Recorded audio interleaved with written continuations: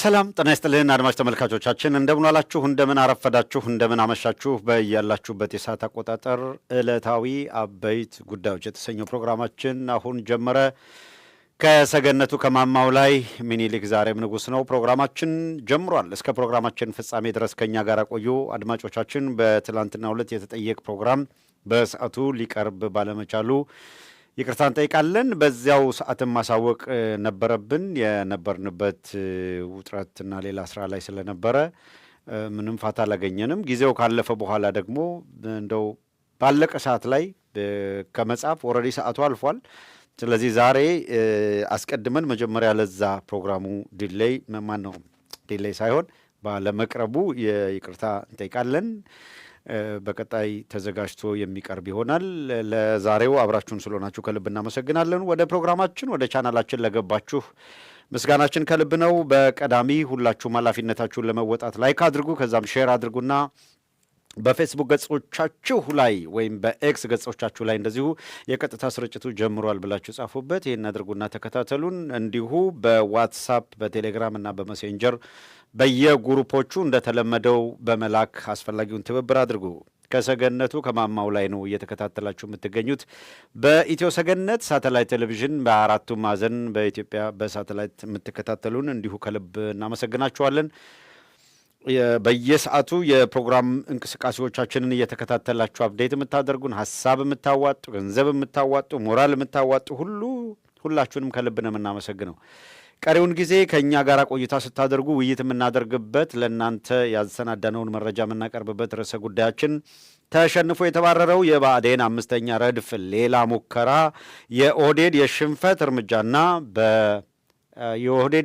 እርምጃና በአማራ ክልል የፋኖ የማጥቃት ግስጋሴ በሚል ርዕሰ ጉዳይ ቆይታ እናደርጋለን። በሁሉም ማዕዘን የማጥቃት እንቅስቃሴዎች ምን ይመስላሉ የሚለውን እንቃኛለን። አድማጮች ከኛ ጋር ቆይታ አድርጉ። የአብይ አህመድ አገዛዝ ወይም በሽመልስ አብዲሳ በኩል ደግሞ የአረመኔነት ተግባራቸውን ቀጥለዋል። ይህንን ፍጹም አረመኔነት የሚያሳይ ተግባራቸውና ለኢትዮጵያውያን በታሪካቸው አይተው የማያውቁትን ነውረኝነትና አረመኔነትን ስርዓታዊ በማድረግ እየቀጠሉ ያሉ አካላትን በደንብ በየጊዜው እያጋለጡ መሄድ ያስፈልጋል። በእውነቱ እጅግ ዘግናኝ በሆነ ሁኔታ በዓለም ላይም በፍጹም የሌለ በየትኛውም አካባቢ ታይቶ የማይታወቅ አውሬነት ባህሪ እያየን ነው የምንገኘው። እንደ ሰሞኑን ትላንትም ከትላንት በስቲያ እየተከታተላችሁት እንዳለው አሁን በየስርቻው ማድረጉን ትተው ዓለም እንዲያይ በቲክቶክ ላይ መጥተው ሰው የሚያርዱበት ደረጃ ላይ ተደረሰ። ቲክቶክ ላይቭ ላይ ገብተው ሰው ማረድ። በእውነቱ በዓለም ላይ በግ ሲታረድ ወይም የሚበላ መቼም ፍየልም በግም የሚበሉ እንስሳቶች ናቸውና እነሱን ከብት ማረድ እጅግ ዘግናኝ ሆኖ አሁን በዚህ ሀገር ማንም ሕፃናት ይህንን እንዲያዩም የተፈቀደ አይደለም። እንስሳት ሲታረድ የሰው ልጅ በላይቭ ስትሪም የሚያርዱ በጣም የተለዩ አካላት ተፈጥረዋልና እነዚህ አካላት በየትኛውም ዓለም እንደዚህ ያለ ጭካኔን እንዴት ነው እያለማመዱን ያለው? ምን አይነት አረመኔነት ነው የሚለውን እናያለን። በእያንዳንዱ እንቅስቃሴያችን ላይ ካለፉት ጊዜያቶች ጋር ያላቸውን ቁርኝትም ለማንሳት እንሞክራለን።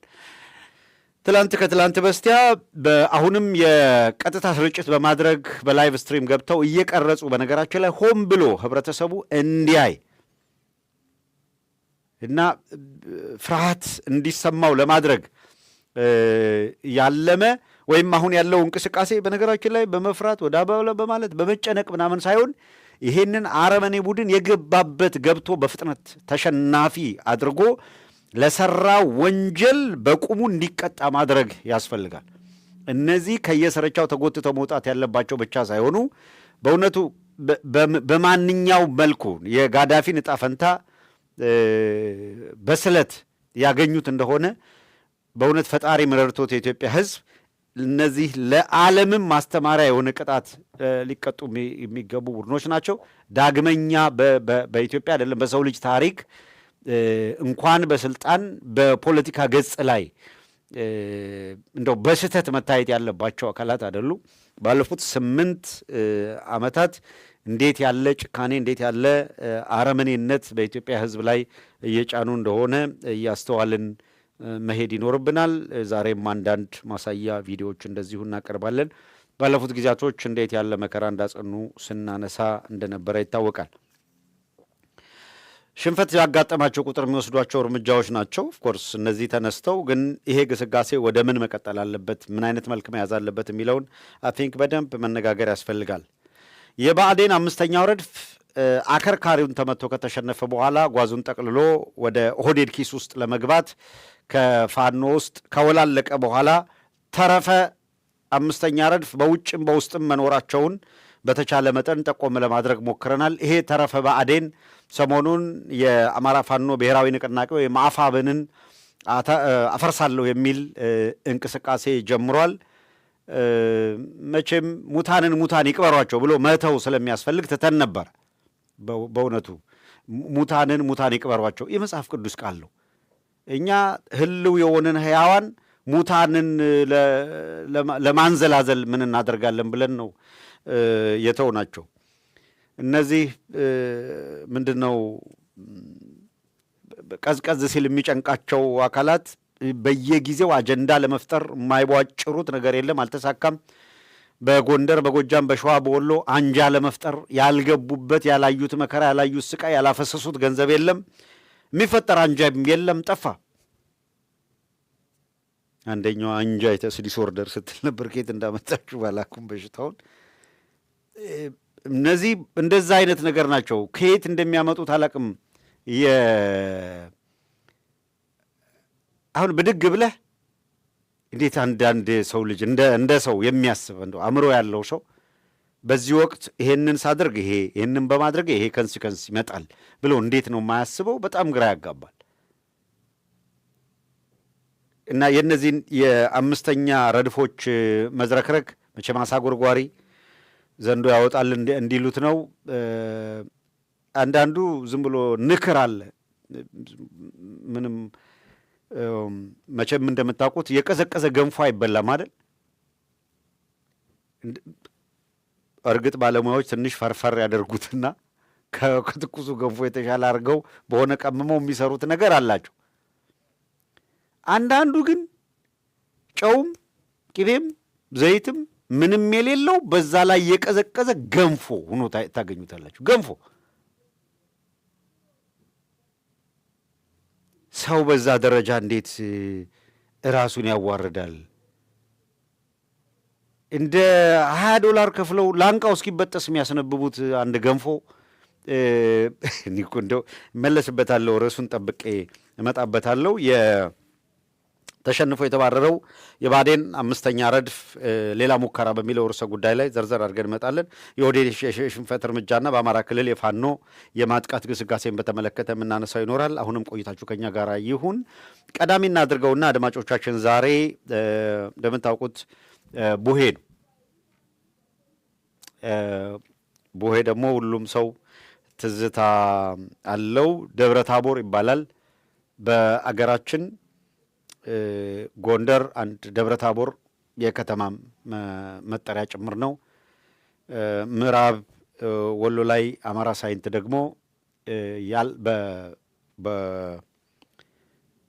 በምዕራባዊ እና ከደቡብ እና ምዕራብ ወሎ በአጠቃላይ በታቦርን ያክል ገዘፍ ያለ ተራራ ያለ አይመስለኝም። የታቦር ተራራ አለ እዛው።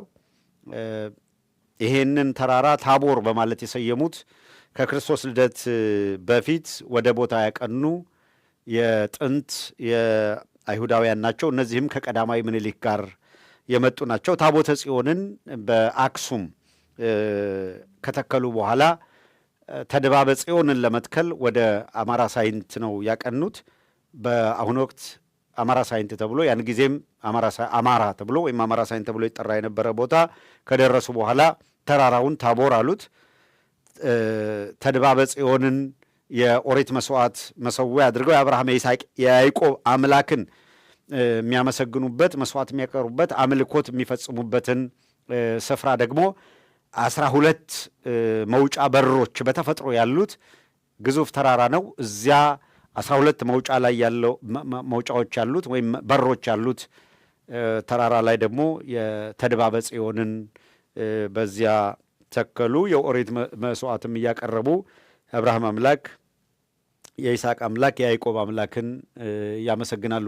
ታቦር ተራራ በመጽሐፍ ቅዱስ እንደምናውቀው ክርስቶስ በግርማና በሞገስ በመለኮታዊ ባህሪ የተገለጠበት ተራራ ነው። መገለጥ ይባላል።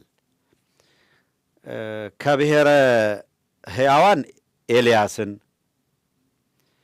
ከብሔረ ሙታን ደግሞ ሙሴን ጠርቶ ሙሴን ከብሔረ ሙታን ኤልያስን ከብሔረ ሕያዋን በመጥራት ክርስቶስ በተራራው ላይ ተገለጠ። ሦስቱ ሐዋርያት ብዙ ጊዜ የማይለዩትን ወደ ተራራው ይዟቸው ወጥቶ ነበረ። ሲያዩትም ሳለ በብርሃን ሲገለጥ ደነገጡ፣ በዚያ በመለኮታዊ ሞገስ አያውቁትም ነበረና። ተፍገመገሙ፣ ወደቁም። ቀና ባሉ ጊዜ በግራና በቀኙ ሙሴንና ኤልያስን አዩአቸው፣ ደነገጡ። ከብርሃኑም ግዝፈት የተነሳ ከግርማ ሞገሱ የተነሳ ከመለኮታዊ ባህሪው የተነሳ ያዩት ዘንድ አልተቻላቸውም። ከዚያም እንዲህ ሲሉ ተናገሩ። ጌታ ሆይ በዚህ መኖር ለእኛ መልካም ነው። እንኖር ዘንድ 3 ዳስ እንስራ፣ አንዱን ለአንተ፣ አንዱን ለሙሴ፣ አንዱን ለኤልያስ አሉት። ለእኛ አላሉ። 3 ዳስ እንስራ ነው ያሉት። በዚህ መኖር ለእኛ መልካም ነው ነው ያሉት። አስተውሉ። በዚህ መኖር ለእኛ መልካም ነው። ከዛ ስንት ዳስ እንስራ አሉ? 3 ዳስ እንስራ፣ አንድ ለአንተ፣ አንዱን ለሙሴ፣ አንዱን ለኤልያስ። ለእኛ አንድ ለ3 እንኳን አላሉ። ለ3ታችሁ እንስራ፣ በዚህ ግን እንኑር፣ ለእኛ በዚህ ከእናንተ ጋር መኖር መልካም ነው ብለው ወሰኑ።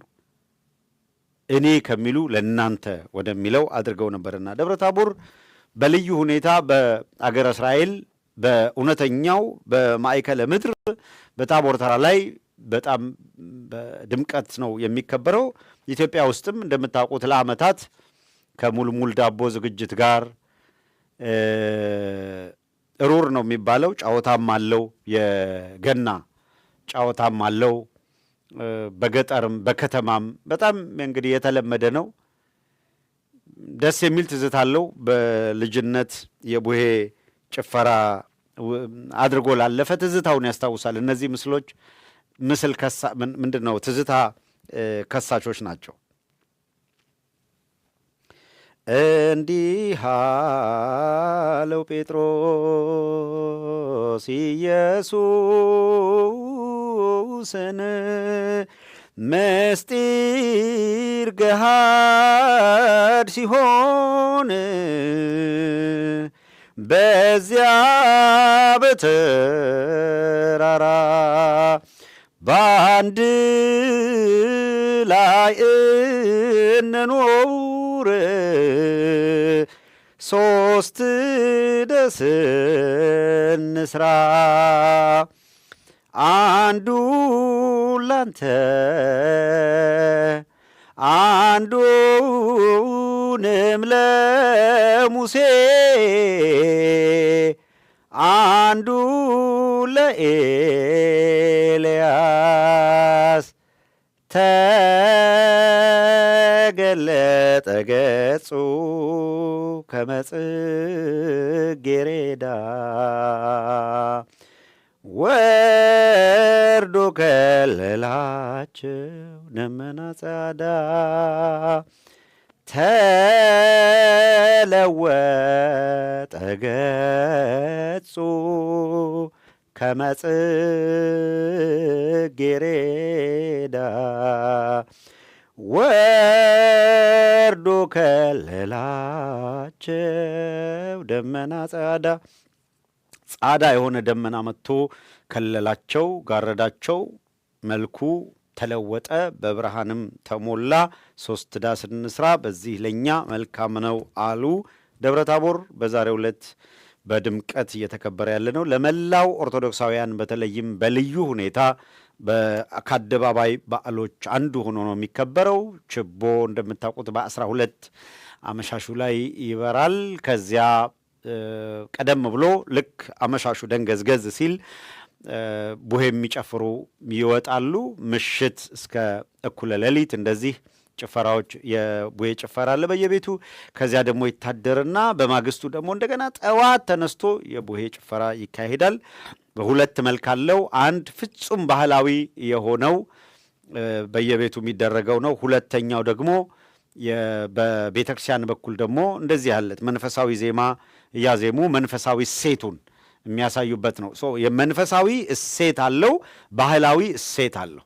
የባህላዊ እሴት የመንፈሳዊ እሴቶች ሁለቱ ተመጣጥነው ነው የሚሄዱትና ባህላዊ እሴቶቹ በየአካባቢው እንደየአካባቢው የተለያየ ገጽታ አላቸው። ነገር ግን ኮመን ትርጓሜው ተመሳሳይነት ወይም ይዘት ያለው ነው። ወደ ርዕሰ ጉዳያችን እናልፋለን። አድማጮች እስከ ፕሮግራማችን ፍጻሜ አሁንም ከኛ ጋር ቆይታ አድርጉ። ተሸንፎ የተባረረው የብአዴን 5ኛ ረድፍ ሌላ ሙከራ፣ የኦህዴድ የሽንፈት እርምጃና በአማራ ክልል የፋኖ የማጥቃት ግስጋሴ ነው ርዕሰ ጉዳያችን። ቀዳሚ የምናደርገው ከትላንት በስቲያ አንድ ርዕሰ ጉዳይ አንስተን ነበረ። የአብይ አህመድ አገዛዝ እነ ሽመልስ አብዲሳ እንደምታውቁት በቅርቡ ከረጅም ጊዜ በፊት በይፋ ተጋልጦ የነበረው የሽመልስ አብዲሳ ንግግር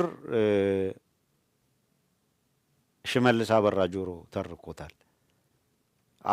ሽመልስ አብዲሳ ጆሮ ይሆንልኝ እንዳይል ደግሞ የለም ነው የሚባለው። ጆሮ ቢኖርማ ትሰማ ነበረ፣ ህዝብ አትሰማም። አንተ ጆሮ የለም። ሽመልስ አብዲሳ ለማንኛውም በሚስጥር ያደረገው ንግግር ነው። የሽመልስ አብዲሳ የሚስጥር ንግግር በደንብ በጥሩ ሁኔታ ተመልሶ ተተርኮ እንደ አዲስ ሰርኩሌት እንዲያደርግ ማድረግ ስለሚያስፈልግ ነው የተሰራጨ ያለው። ይሄንን በደንብ ማዳረስ ያስፈልጋል፣ በተለይ ከአዲስ አበባ አንጻር ስለሚነሳ። ሽመልስ አብዲሳ በዚያ ንግግሩ ላይ ምን የሚላለው ኮር ፖይንት እንደምታውቁት ደሊብሬትሊ ነው ዛሬ ማንሳት ያስፈለገው። አዲስ አበባን ኢረሌቫንት ስለማድረግ ያነሳል። በግድም በህግም ያለ ህግም የሰው ኃይል በብዛት አስገብቶ የአዲስ አበባን ዴሞግራፊ ስለመቀየር ያላቸውን ዝግጁነት ያነሳል። ባህር ዳር ተሻግረው አማራውን ኮንቪንስ የሚደረገውን ኮንፊውዝ የሚደረገውንም ኮንፊውዝ አድርገው የኦሮሞ ፖለቲካ ኃይሎች እናስከብረዋለን የሚሉትን ጥቅም እያስከበሩ ስለመሆኑ፣ አማርኛ ቁልቁል እየወረደ እየሞተ ነው ዝም በሉ ማለቱን፣ ትግሬውንና አማራውን ከሲቪል ሰርቪሱ እናጸዳዋለን፣ ለሶማሌው ለአፋሩ አዝነን ሳይሆን ይላል ራሱ ሽመልስ፣ እናንተ ዝም በሉ እኛ ምን አገባን ስለነሱ። ነገር ግን አማራውንና ትግሬውን ለመቀነስ ሶማሌውን፣ አፋሩን ወደ ብሔራዊ የሥራ ቋንቋ መሆን አለበት ብለን ወደ ሥራ ቋንቋ ማምጣታችን ከሲስተም ውስጥ አማራውንና ትግሬውን ለማስወጣት ነው። ስለዚህ ትግራይና አማራ በኦህዴድ መዝገበ ቃላት ገና ድሮ የ8 ዓመት ከ5 እና ከ6 ዓመት በፊት በወጣው ማስረጃ መሰረት የኦህዴዶች የቀን ተሌት ህልም በትግራይና በአማራ ህዝብ መካከል ከፍተኛ ጥላቻ መፍጠር፣ የነበረውን ጥላቻ በቲፒኤልኤፍ ስህተት የተፈጠረ የፖለቲካ ሀሳቤን ማጎልበትና እዛ ላይ ካፒታላይዝ አድርጎ ሁለቱ ህዝብ ተለያይቶ እንዲኖር ማድረግ፣ ከኢትዮጵያ ገጽ ላይም መልካቸውን ጠረናቸውን ማጥፋትና እነሱን የምትመስል ቃል በቃል ያሉትን ነው። እኛን የምትመስል ኢትዮጵያ እየፈጠርን ነው ይላሉ። የቀደመችው ኢትዮጵያ፣ ታሪካዊቷ ኢትዮጵያ፣ ጥንታዊቷ ኢትዮጵያ እኛን አትመስልም፣ የምትመስለው እነሱን ነው ብለው ሲያበቁ ያበቹ የምናምን የሚል ጎሳ ከየት መቼ እንደተነሱ የሚታወቁ መቼ አዲስ አበባ እንደው አዲስ አበባ አይደለም የት ሽምብራ ኩሬ እነ ሞጆ መቼ እንደደረሱ የሚታወቁ አካላትን የአዲስ አበባ አድራጊ ፈጣሪ አድርገው ለማምጣት አዲስ ትርክት ለመፍጠር የሚያደርጉት ሙከራ አለ። ዞሮ ዞሮ አልቲሜትሊ ግባቸው ከቀናቸው በቀደም የሌንጮ ለታን ንግግርም ቀጥታ አሰምተናቸዋል። መፍትሄ የማይኖረው ከሆነ እኛ የኦሮሞ ሪፐብሊክ ነው ያለው እንመሰረታለን ያለው ሌንጮ ለታ በግልጽ ነው የመጣው። ሌንጮም ሽመልስ አብዲሳም አብይ አህመድም ባይዘው በይፋ ይናገሩታል። እነ አዳነች አቤቤ ራሷን በተለየ መንገድ የኢትዮጵያ ልዩ ጠባቂና ተቆርቋሪ አድርጋ የቀረጻችሁት ሕገ መንግሥት አለ እሱን ጠቅሳችሁ መሄድ ትችላላችሁ ነበር የምትለው። ለአዳነች አቤቤ መሄድ ትችላላችሁ ማለት ያንን እግሯ እያስቸገረ ትርፍ ይወጣባት የነበረን ኮንጎ የማስታወስ ያክል ቀላል ነው ለአዳነች አቤቤ። አገር መገንጠል ምናምን ብዙም ትርጉም የለውም። ሰው የነበረበትን ሲረሳ ምን እንደሚሆን ከነሱ አይተናል። የዛሬ 5 ዓመት 6 ዓመት እየየ ሲሉ ሲያለቅሱ የነበሩ አካላት፣ ታሰርን ተገደልን ተምናምን ሲሉ የነበሩ አካላት ቀን መጣ ብለው ወደ ቤተ መንግስት እግራችን ዱካችን ገብቷል ካሉ በኋላ ዓለም ላይ ተሰምቶ ታይቶ የማይታወቅ ጭካኔ በሰው ልጅ ላይ በመፈጸም የመጨረሻውን የአረመኔነት ተግባር ነው እየከወኑ ያሉት። ችን ታሪካዊት ሀገር ለማፈራረስ ቀን ከሌት እየሰሩ ነው። ሌላው ደግሞ ለማስጣል የሚያደርገው ጥረት በእነሱ ጭካኔና በእነሱ ለማፍረስ በሚሄዱበት ፔስ ወይም ብርታት ልክ አለመሆኑ አገራችንን ዋጋ ህዝባችንን ዋጋ እያስከፈለ እንደሆነ ግልጽ ነው። እነዚህ አካላት በሽመልስ አብዲሳ ንግግር ቅድም የጠቀስኳቸው እንዳለ ሆኖ አንድ ሌላ ኮር ፖይንት አለው የሚያነሳው። ያ ፖይንት ከዚህ በኋላ በየትኛውም ክልል ነው የሚለው ቃል በቃል ከዚህ በኋላ በየትኛውም ክልል ወይ ኦሮሞ የሆነ ወይ ኦሮሞ የፈቀደለት ብቻ ነው ባለስልጣንም የሆነው ነው ያለው። በዚሁ አጋጣሚ አንድ በጣም የሚገርም ነገር እዚህ ጋር አንስቼ ልለፍ። እንደምታውቁት አማራ ክልል መቼም የፈረደበት ህዝብ ሆኗል። እውነት ለመናገር በጣም እጅግ ይሄ የአገር ባለውለታ ህዝብ የማንም አልፎ ሀጅ መጫወቻ ከሆነ ብዙ በርካታ ዓመታት ነው የተቆጠሩት።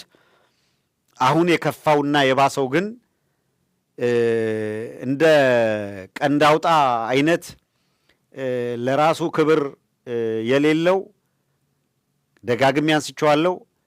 ቀንድ አውጣ አትሊስት ዛጎሉ በአንቀልባ ጫፍ ላይ ታስሮ እየተንኳኳ ህፃን ልጅ እንዲተኛ ያደርጋል። አይታችሁ ከሆነ አሁን የሚሰሩ ዘመናዊ የህፃናት መጫወቻዎች፣ እንዲተኙ ማድረጊያዎች ወዘተረፈ ላያቸው ላይ በርካታ ድምፅ የሚያወጡ ዘለበቶች የታሰሩባቸው ናቸው።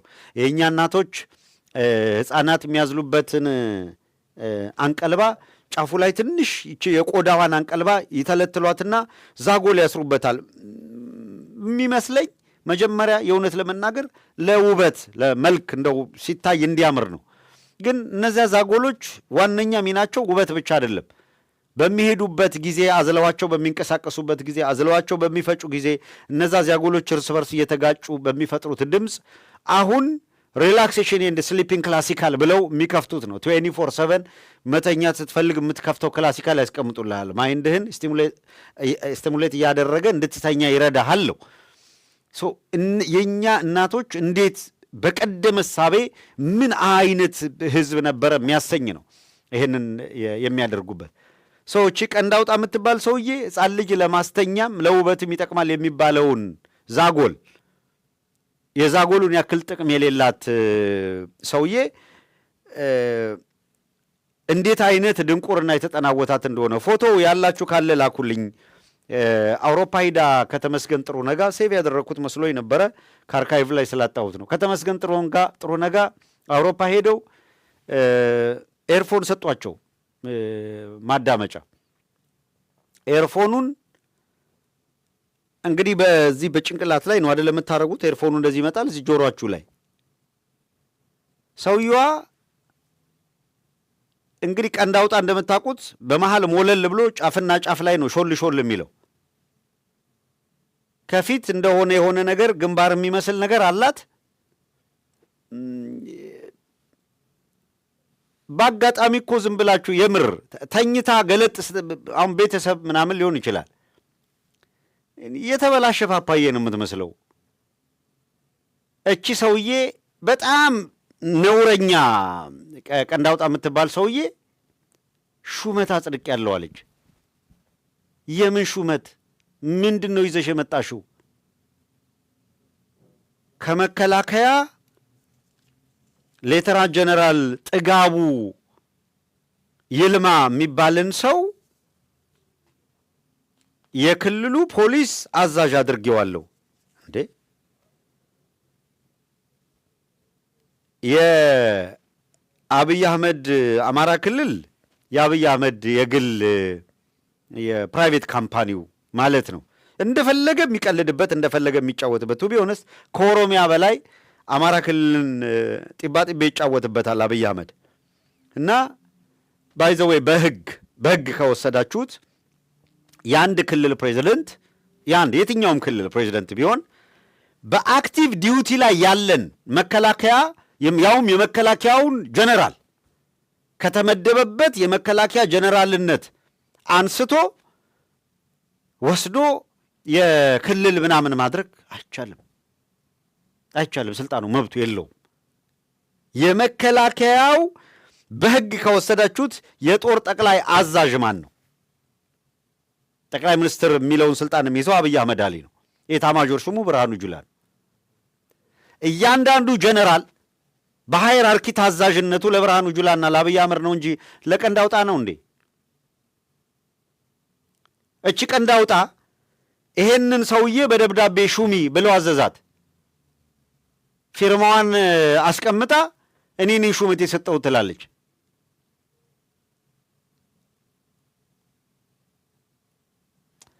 ዛሬ አንድ የአፋር ዴሞክራቲክ ፓርቲ የሚያደርገውን ንግግር እናሰማችኋለን እና አድራሻውን የምታውቁ እንደው ጥሩ ነው ያደረገው ንግግር።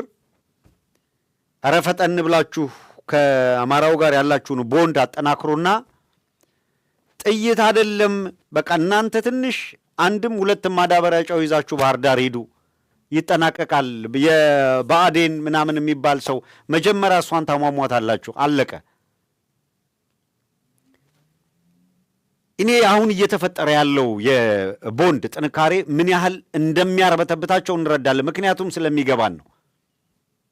ምክንያቱም የተጫወቱበት ያለ ህዝብ በዋነኛነት እነዚሁ እዛው አማራ ህዝብ ትከሻ ላይ ያሉት ፕሮፌሰር አስራት የአማራ ጠላቱ ሆዳም አማራ ነው። እኔ በእውነት አማራ ብሎ ለመጥራት እኮ በጣም ነው የሚያሸማቀቀው፣ በጣም ነው የሚያሳፍረው። እና አቡዱ ሁሴንን አማራ ማለት በጣም ይከብዳል። ተመስገን ጥሩነህን ይችን ቀንድ አውጣ መልአኩ አለበል የሚባል ሰው ያገኘው ተሻገርን እንዴት አድርገ እስኪ ማን ጥጋቡ ነው የሚባለው? ቅድም ከአንድ ወዳጄ ጋር ስናነሳ ነበረ። የኢህአዴግ ቁልቁለት የሚል መጽሐፍ የጻፈ የኢህአዴግ ጉባኤዎችን በተለይ ቃለ ጉባኤዎችን መሰረት ያደረገ እያንዳንዱ አካል ምን ሲያደርግ እንደነበረ የዘረዘረበታል። በኢህአዴግ ውስጥ የህወሓት የበላይነት አለ የሚል ክርክር ሲቀርብ በፍጹም የበላይነት የለም እያሉ የሚከራከሩ ሰዎች ናቸው። ዛሬ አውራንን በዚህ ትግል ውስጥ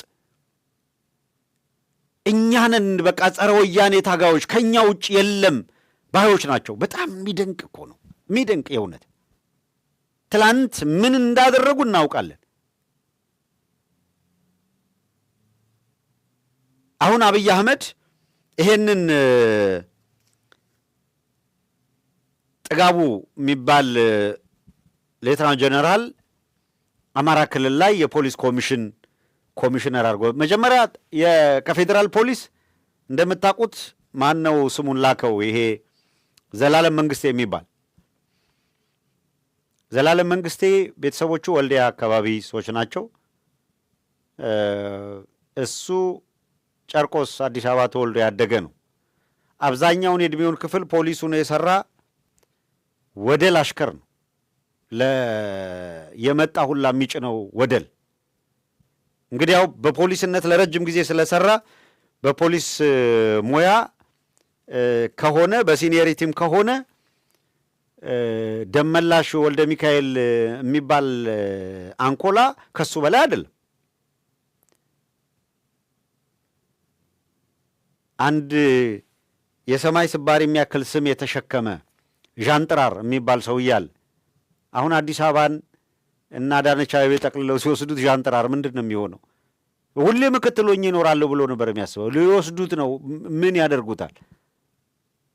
ፍቼ ወስደው በጅብ ካላስበሉት በቀር ወይ ሰላሌ ወስደው ካልጣሉት በቀር አሁን እንደዚህ አይነቱን በፈቃደኝነት የሚጫን ገጣባ አህያ በዚህ ልክ ነው የምንገልጻቸው። ገጣባ አህያ እንደውም ተገጥባም ሁላ ትጫናለች፣ አገልግሎት አላት። እነዛ የብአዴን ሰዎች የገጣባ አህያን ያክል ቫሊዩ የላቸውም።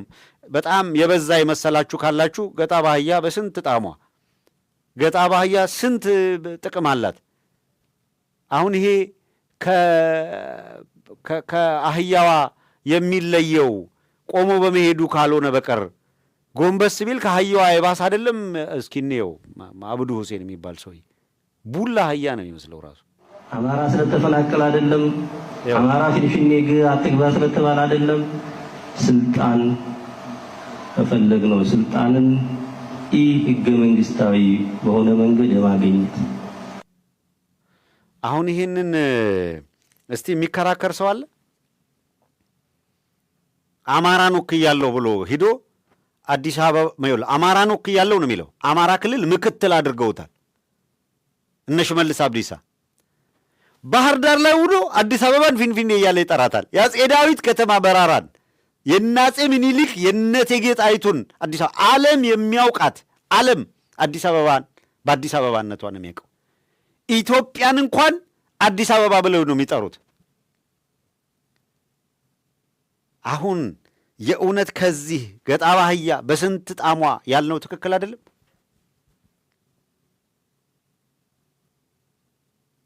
ቤተሰቦቹ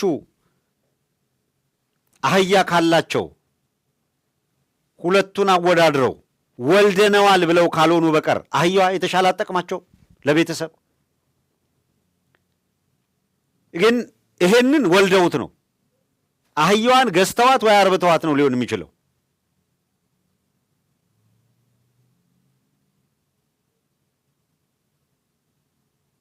ይሄ ሰው የሚመስል መልክ አለው፣ አህያ የሆነ ህሊና አለው። ሸክም ብቻ አህያ ሸክም ነው የምታስበው። እንደምታውቁት ሩቅ ማየት አትችልም። የአህያ ተፈጥሮ ይሄ ነው አይደለ? ከሩቅ ማየት አትችልም። አጠገቧ እስከምትደርስ አህያ ከ2 ሜትር ምናምን በላይ አህያ አሻግራ ማየት አትችልም። ይሄ አሁን ከአፍንጫው አርቆ ማየት ይችላል። አዲስ አበባን አማራን ወክያለሁ ብሎ አዲስ አበባን ፊንፊኔ እያለ ይጠራል። አንድ በሉት።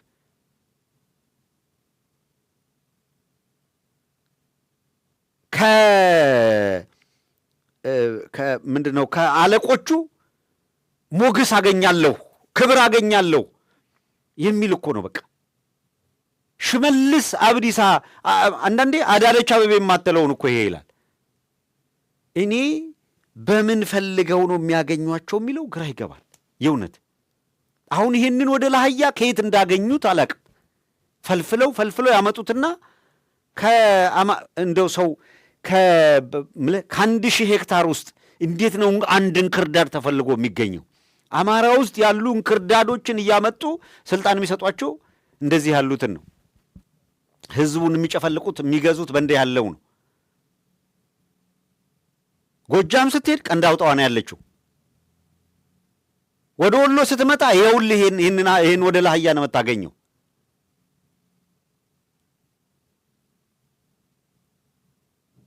ጎንደር ስትሄድ አገኘው ተሻገር የምትባለን አረቄ ነው የምታገኛት። ኡዞማ በጣም አሪፍ ነው እንደውም ይላሉ። በሻይ በምን ይቀጠቅጡታል።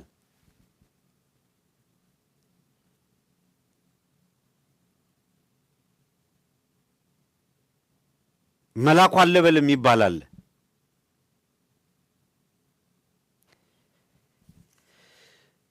እንዴት ከየት ነው ያገኟቸው? ከየት ነው ፈልገው?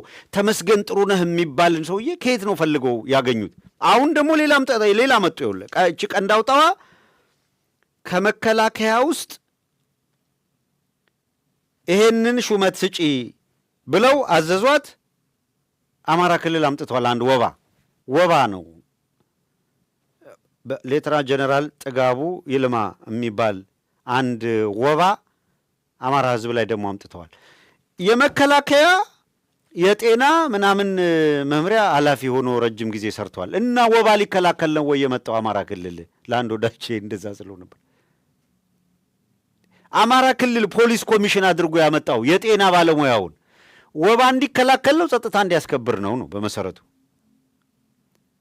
ራሱ ሰውየው ስታዩት ወባ የሚመስል የአማራ ክልል ፖሊስ ኮሚሽን ኮሚሽነር አድርገውታል። ጥጋቡ ይልማ ጥጋቡ ወባ ነው። ይሄንን አሽከር ደግሞ ፈልገው አምጥተውታል። ምን እንደሚያደርግ እናያለን።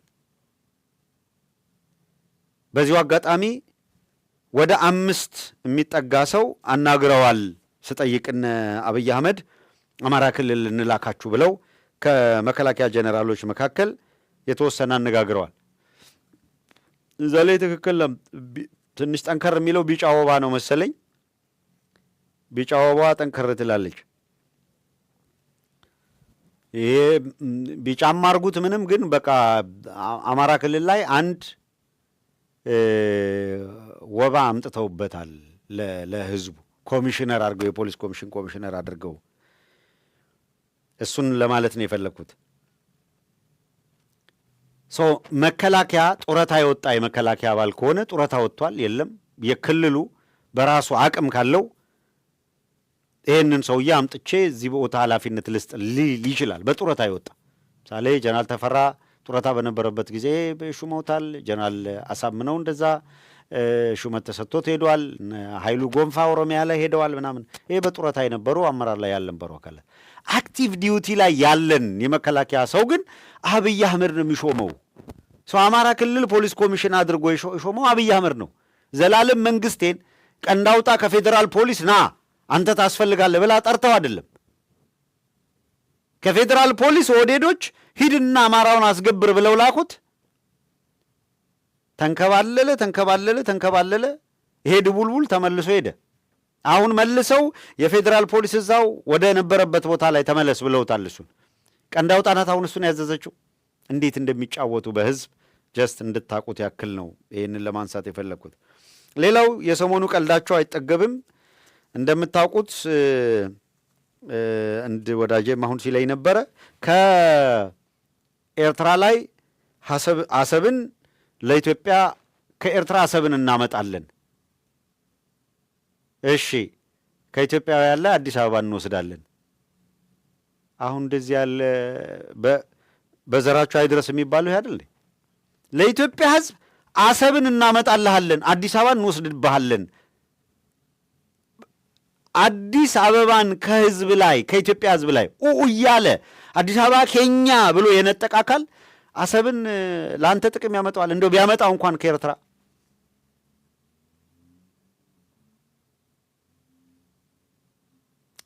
እዚህ ጋር ጌታቸው ትክክል ነው ምናምን ልል ነበረ።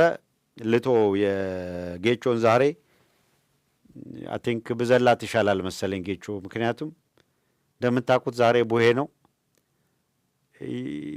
ትንሽ ከአብይ ቢያ ምናምን ትዝ ካለው ዳቦ የቆረሰ ሲሰጥ ይዘለውና ደግሞ ሲያለቅስ ይውላል እንጂ ዛሬ ቡሄ ስለሆነ ዳቦ የቆረሰ አይደል ለጌታቸው ረዳ ቁራሽ ዳቦ በእጁ የተሰጠው ምናምን የሚሄድ እንደዚህ አይነት ራሳቸውን ያዋረዱ ከንቶች ናቸው እንደምታውቁት።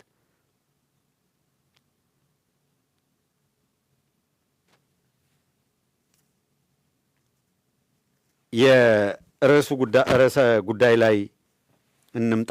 የአዲስ አበባን ጉዳይ በተመለከተ የምክክር ኮሚሽን የሚባለው አደናጋሪ ቡድን ዛሬ መግለጫ ሰጣለሁ ብሎ ነበረ።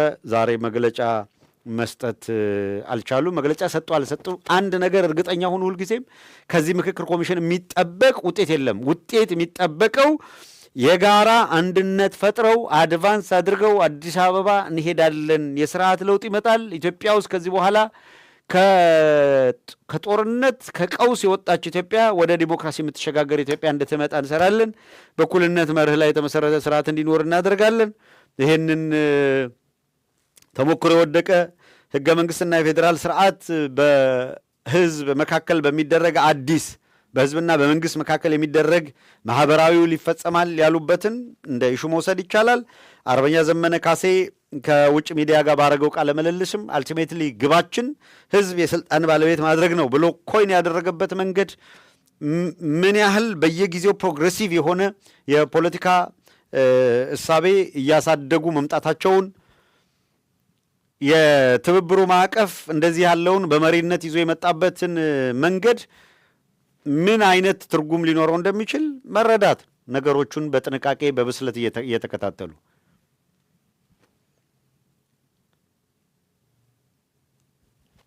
ዞሮ ሞክረዋል፣ አልተሳካም ምናምን አሉ። አብን የሚባል በቀለጠ ሞላ በኩል እንደተቃወመ ለማስመሰል ሞከሩ። መጨረሻ ላይ ተነጋግረን ተስማምተን እንደዚህ ብለን በምክክር ይሄን አደረግ ነው ለማለት መጀመሪያ ላይ ሲወራጩ ሄዲ እባክህ ማንን ነው የምትሸውዱት የሚል እንደዚህ አይነት መሳለቂያ ውስጥ እንደው ኢሹ አድርጎ ራሱ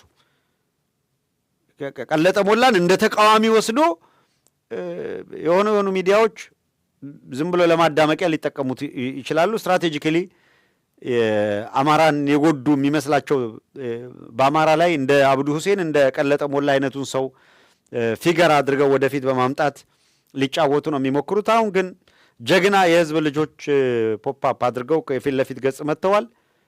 በየእንክርዳዱ በየጊዜው እየጠራ ይሄዳል። የአምስተኛው ረድፍ ትራፊ በየጊዜው እየጠራ የሚሄድበት መንገድ ይኖራል። ሰው የእነሱን ጫወታ ተከትለን በየዕለቱ እሱን እየዘገብን እንሂድ ማለት አይደለም። በአዲስ አበባ የታክሲ ሹፌሮች በበርካታ ቦታዎች ላይ የሥራ ማቆም አድማ አድርገዋል። ይሄም እየደረሰባቸው ካለው ተደጋጋሚ በደል ነው። ከዚህ ቀደም እንደምታውቁት ሐኪሞች፣ መምህራን ወዘተረፈ ቅዋሚያቸውን በተለያየ መንገድ ያነሳሉ። የስርዓት እያበቃለት እያከተመ ሲሄድ የሚፈጠሩ ሁኔታዎች በየጊዜው ከፍ እያለና እያየለ መምጣቱን ማሳያ ነው። ሁኔታዎቹን እየተከታተልን አድሬስ እናደርጋለን በየጊዜው። ተሸንፎ የተባረረው የብአዴን አምስተኛ ረድፍ ሌላ ሙከራ የሚለውን እናንሳ። ከዚያም የኦህዴድ የሽንፈት እርምጃ ወደሚለው እንመጣለን። ማሳያ ቪዲዮዎች እናቀርባለን። አድማጮች ውይይታችን እየተከታተላችሁ ያላችሁና የገባንበትን ቻናል ላይክ ያላደረጋችሁ ላይክ አድርጉ። ሼር ያላደረጋችሁና በመሴንጀር በቴሌግራም በዋትሳፕ ያላካችሁ በአክብሮት የምንጠይቃችሁ ፈጠን ብላችሁ ላይክ አድርጉት፣ ሼር አድርጉ፣ በየግሩፑም ላኩት። ይህን እያደረጋችሁ ተከታተሉ። ተሸንፎ የተባረረ የብአዴን አምስተኛ ረድፍ አለ። ይህንን እንደምታውቁት በጣም በከፍተኛ ሁኔታ የታገልነው ቡድን ነው። ይሄ የብአዴን አምስተኛ ረድፍ በዋነኛነት ተሰግስጎ የነበረው ቀደም ሲል አፋሃድ በሚል በነበረ ድርጅት ነው። አፋሃድ ውስጥ የተሰገሰገውን የብአዴን ተላላኪ ቡድን አምስተኛ ረድፍ የብአዴን ቡድን ተሸንፎ እንዲወጣ ለማድረግ የማጋለጥ ስራ በጣም በበርካታ ሁኔታ ተሰርቷል። ከፍተኛ ግብግብ ተያይዘናል። በስተመጨረሻም የምናውቃቸው የታገልናቸውም ያላወቅናቸው ለምድ ለብሰው በበጎች መካከል ተሰግስገው የነበሩ ቀበሮዎችም እየተገለጡ ሄደዋል። የብአዴን አምስተኛ ረድፍ እነ ማስረሻ ሰጤ፣ እነ ኮሎኔል ፋንታውን፣ እነ ኢያሱ አባተ፣ እነ ጸዳሉ ከዚህ በኋላ በአማራ የህልውና ትግል ውስጥ መቆየት በበጎች መካከል ቀበሮ ለምድ ለብሶ መቆየት የማይቻልበት ሁኔታ እንደተፈጠረ ሲያውቁ ጓዛቸውን ጠቅልለው እዚያው አገኘው ተሻገር ኪስ ውስጥ እዛው ተመስገን ጥሩነህ ኪስ ውስጥ ሂደው ገቡ። እነ ተመስገን ጥሩነህ ለኦህዴድ እጅ መንሻ አድርገው ሰጧቸው። ያው በኦህዴዶች በነሱ ባህል ወይም በጎሳዎቻቸው ባህል መሰረት ወዶ ገቦችን ልክ ማነው ገዳ ኦልባና እንዳሉት ማነው ገዳ ኦላና ነው ገዳ ኦላና ነው ምናምን ብለው ያሉት የአብርሃም የሚባለው የመከላከያ ሚኒስትር የነበረውን ማለት ነው። ልክ እንደዛ በፈቃደኝነት የገበሩ ገበሮች ገበሮ ነው የሚባለው ወይም ገርባ ነው የሚባለው። እነ ቀለጠ ሞላም እነ ኮሎኔል ፋንታውን እነ ማስረሻ ሰጤ ገርባ ተብለው ወይም ገበሮ ሆነው ይህንን ተቀብለው በስያሜ የተሰጣቸውን ገበሮነት ኦህዴድ የጎሳዎቹ አካል አድርጓቸው ነው እየቀጠለ ያለው። እነሱ እስከመረጡት ድረስ ይቀጥሉ። እሱ የእኛ ጉዳይ አይደለም። የእኛ ጉዳይ የሆነውና ፈተና የሆነውና የምንከራከርበት ጉዳይ ርዝራዦቻቸውን በአማራ ትግል ውስጥ ሰግስገው ሲያበቁ በዚያና በዚህ እየተጓተቱ የሚያስቸግሩበት እድል አለመስጠት ነው። አምስተኛው ረድፍ ብአዴን በተለይ በውጭ ዓለም እንደምንም ተንደፋድፎ የአማራ ፋኖ ብሔራዊ ንቅናቄ ከተፈጠረ በኋላ የብአዴን ውላጆች እንቅስቃሴ ያደረጉት ወዲያውኑ አፋብን ሳይጠነክር ቀድሞ የማፍረስ አንጃ የመግዛት እንቅስቃሴ ነበረ። በወሎ እንቅስቃሴ ተሞከረ። በተለይም የነ ኮሎኔል ፋንታሁን ይዘውት የቆዩትን ኃይል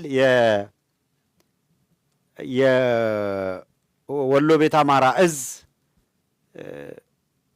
ከዚያ የቀሩ አህዶች ወይም ከክፍለ ጦሮችን አፕሮች ለማድረግና ቀደም ሲል ለፋኖ ተብሎ የተሰበሰበ ገንዘብን እንደ ማማለያ በማድረግ አንጃ ሆነው እንዲንቀሳቀሱ ለማድረግ በአባይ ሸለቆ ቀጠና አፕሮች አድርገዋቸው ነበረ። ሙከራ አድርገው ነበረ። ሙከራ ሲያደርጉ እዚያ ካሉ ጠንካራ የምንላቸው ኃይሎች መካከል ፈጠን ብለው ይሄ ሁኔታ እንደተፈጠረ ነገሩን። እንዲህ ያለውን ውስልትና የሚሰሩ አካላትን እንዳይሰሙ አሁን የበለጠ አሸርጥና አልቅስ፣ ይሄንን ሞክራ የከሸፈብህ ሲወራጩ ሲያብዱ በዛና በዚህ ሲዘሉ የነበሩት ስም ሲያጠፉ ሲንፈራገጡ የነበሩት አካላት በነገራችን ላይ አውጥተን ሁልጊዜ የማንፎክርበት አከርካሪያቸውን እየመታን ሰብረን በምንም ተአምር የሚወራጩበት እድል ዳግም አንጃ የሚፈጥሩበት እድል እንዲመከን አድርገናል። የዛ ንዴት የዛ ብስጭትም ጭምር ነው። አከተመ። አንጃ ሲያከትም የሚዲያ ካውንስል ምናምን ገለመል የሚባል ደግሞ ተጀመረ። አላዋጣም። ሳይጀመር ሞት አለቀ። ሁሉም ነገር የሚሆን አልሆንም። አልሳካ ሲል በተደጋጋሚ አፋብንን ለማፍረስ የተደረገው ሙከራ አልሳካለ። በዋነኛነት ሽብልቅ ለማስገባት የተሞከረው ጎንደር፣ ጎጃም የሚል ስንጥቃት መፍጠር ነበር የታሰበው። ያንን ስንጥቃት የሚያፈርሱ መቼም ከትላንት በስቲያ የአርበኛ ዘመነ ምህረትን ንግግር የሰማ በጣም በርካታ ሰው ነው ብዬ አስባለሁ። እንዴት የሚደንቅ ፊውቸር የአማራ ሕዝብ እንዴት ያለ የሚገርም ፊውቸር እንዳለው የሚያሳዩ የሚያመላክቱ የሚንጠባጠበው ተንጠባጥቦ እየጠራ ሲሄድ ይሄ ትግል እነማንን የትግሉ ምልክት አድርጎ እንደሚመጣ ማሰብ ነው የበለጠ ተስፋ የሚሰጠው። በአንዳንዱ ልጅ ተብሎ ሲታሰብ የእንግዴ ልጅ ሆኖ ሲገኝ፣ አንዳንዱ ደግሞ ድምፅ አጥፍቶ ቆይቶ የፖለቲካ ብስለቱን ጥግ የሚያሳይ ደግሞ ድንገት ብቅ ይላል እንደምታዩት። እናም ብአዴኖች አዲስ ስልት አይደለም የቀየሱት፣ ነባር ስልት ነው። ነባር ስልታቸው ደግሞ የአማራ ፋኖ ብሔራዊ ንቅናቄ የተመሰረተው በሻዕቢያ ፈቃድና በወያኔ ፈቃድ ነው። ወያኔ ናት የመሰረተችው፣ ሻዕቢያን የመሰረተው የሚል ነገር ነበረ ዘመቻው። በዛ መንገድ አንድነቱ እንዳይፈጠርና አፋብን ገና ከጅምሩ እንዲፈራርስ ለማድረግ የተደረገው ርብርብ አልተሳካም። እነ ማስረሻ ሰጤ እዚያው ትግሉ ላይ ገና ሳይወጡ እዛ ሆነው መሰል ቅስቀሳዎች በማድረግ ራሳቸው የተለየ ታማኝና ሂሮ፣ ሌላው ግን ተላላኪና አሽከር ለማድረግ ሞከሩ። በወቅቱ የፋኖ አንድነት ባልተፈጠረበት፣ ሴንትራል ኮማንድ ባልተፈጠረበት፣ አንድ ወጥ ድርጅት ባልተፈጠረበት ከሌሎች ጋር ለመጣመር የሚደረግ ሙከራ የራስህን ቤት ሳታቆም ያንተ ቤት በሰንበሌጥ ነው። ቤቱን አስቀድሞ በጡብ በብሎኬት የሰራው ጋር ሄደህ የሰንበሌጥ ቤት ይዘህ ለድርድር የምትቀርብ ከሆነ ባርጌኒንግ ፓወር የለም። መጀመሪያ ውስጥህን አጠናክር።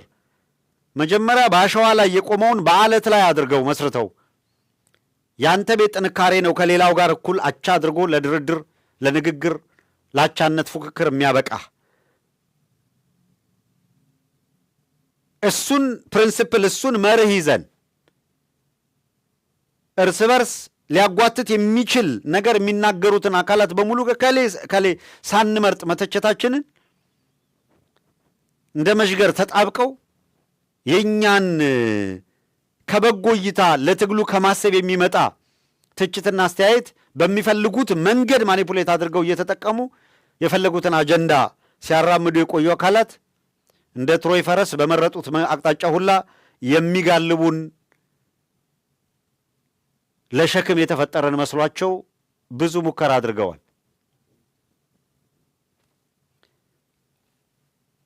እንደዚህ ያለውን ውዳቂ ትተን በመሰረታዊ በመርህ ላይ የተመሰረተ አቋም ይዘን ነው ወደፊት የቀጠለው። በሚደንቅ ሁኔታ ቅርብ ጊዜ አማራማ ለብቻው አሸንፍም እያለ እንደው ይገርማል። ግን የእውነት በጣም ነው የሚገርመው። እኔ በእውነት ለተጨማሪ ምንም ያለምንም ማጋነን ለተጨማሪ ከዚህ በኋላ 20 ዓመት ፖለቲካ ውስጥ ቢቆይ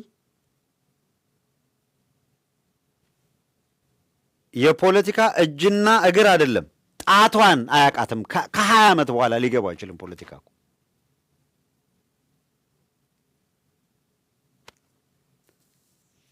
አማራማ ብቻውን አያሸንፍም ወዘተረፈ ምናምን ሲል የነበረ ሰውዬ አማራ ከትግራይም ካሉ ኃይሎች ጋር ከቤኒሻንጉሉም ከሶማሌውም ከአፋሩም ከማናቸውም ጋር በጋራ የህልውና አደጋ ውስጥ ከገባ ጋር በጋራ እሰራለሁ ሲል ደግሞ እንዴት በጋራ ይሰራል?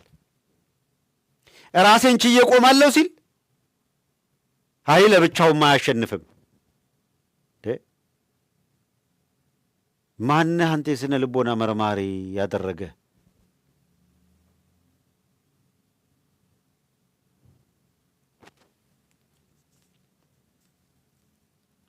እንደው እኮ የሚገርመው አንዳንዱ ብለው ከሰሙት ያለማቋረጥ 3 ቀን ማውራት ይፈልጋል። ግን ፍሬ ያለው ነገር አንድ የምታጡበት ማለት ነው። አንድ ፍሬ ያለው ነገር የታዘለ ሰው የከተማውን ርቀት አያውቁም አሉ። ታዝሎ የኖረ ሰው ርቀቱን መቻቅ አዛዩ እንጂ የሚያውቀው የከተማውን ርቀትም ክብደትም።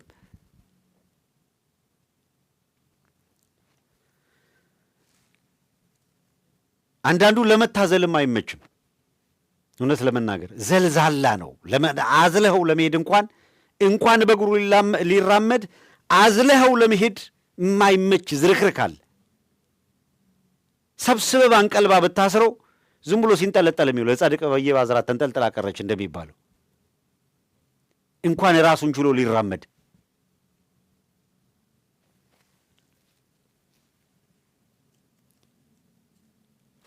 አንድ ሰው አንድ ነገር አትሊስት እንዴት አይመርጥም? የሐሳብ ለውጥ ሲኖር ደግሞ እንዲህ አይነት አልን እኮ እኛ የውስጥ አንድነት በሌለበት ከሌላው ጋር ጥምረት ለመፍጠር መንቀሳቀስ ፋይዳ ቢስ ነው፣ ትርጉም የለውም፣ ልክም አይደለም ብለን እኮ ተነሳል። ይህን ማድረግ ትክክል አይደለም ብለን እኮ ተቃውመናል። የውስጥ አንድነት አጠራቅመው ድርጅት ሆነው ሲመጡ ደግሞ አሁን ደግሞ የአማራን ሕዝብ ለህልውና ትግል የተነሳባቸውን ጥያቄዎች ሳትሸራርፉ የኢትዮጵያን የግዛት አንድነት ለማስጠበቅ የኢትዮጵያን አንድነት ለማስቀጠል እና ኦህዴድ የሚባል ኃይልን አሸንፎ ለመውጣት የሚያስችላችሁ ግን ጥንቃቄ የተሞላበት የአማራ መሰረታዊ ጥቅም ላይ መሸራረፍ የሌለበት ጥንካሬ ፈጥራችሁ ተጓዙ። ይሄ ነው የሚያዋጣዋል። ኦፒኒየን የትላንቱ በግድ የመረዳት ችግር የሌለበት ችግር ያለበት ካልሆነ በቀር የትላንቱ ከዛሬው አቋም ጋር መሰረታዊ አቋም ልዩነት አይደለም ያለው።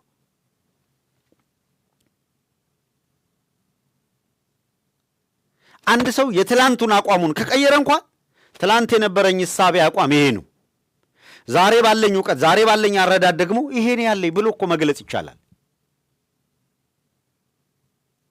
ችግር የሚሆነው ምንድን ነው?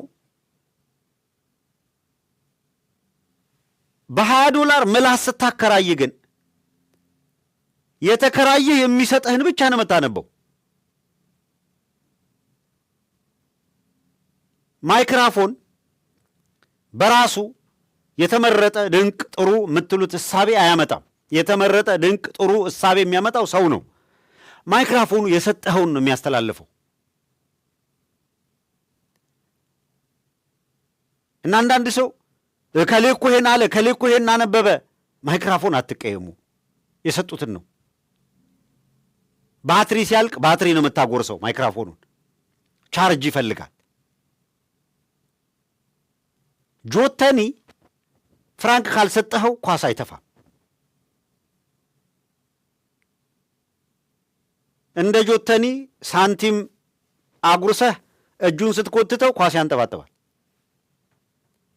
በምኑ በኩል እንዳትሉኝ ነው።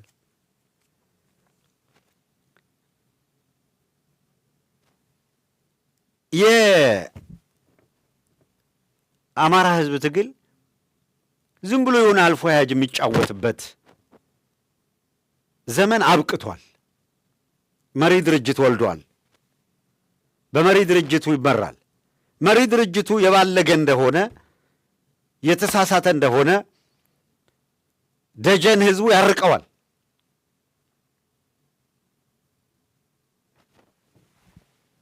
የውላችሁ ፋክቱን መነጋገር ስላለብን አፋብን ከተመሰረተበት ጊዜ ጀምሮ መጀመሪያም በጽናት አማራ ድርጅት እንዳይኖረው፣ አማራ እንዳይደራጅ፣ ራሱን ችሎ እንዳይቆም በአንድ በኩል ጠርዝ ረግጠው ብሔርተኝነት ነው እንደ አማራ መቆም የሚል አቋም ይዘው አመድ ዘራፍ ይሉና ባልተደራጀ ሁኔታ አማራው በተንተን ብሎ ሲመጣ ደግሞ የአማራ አክተር ሆነው ኪሱን ማጠብ ይፈልጋሉ። ይሄ ዘመን አበቃ።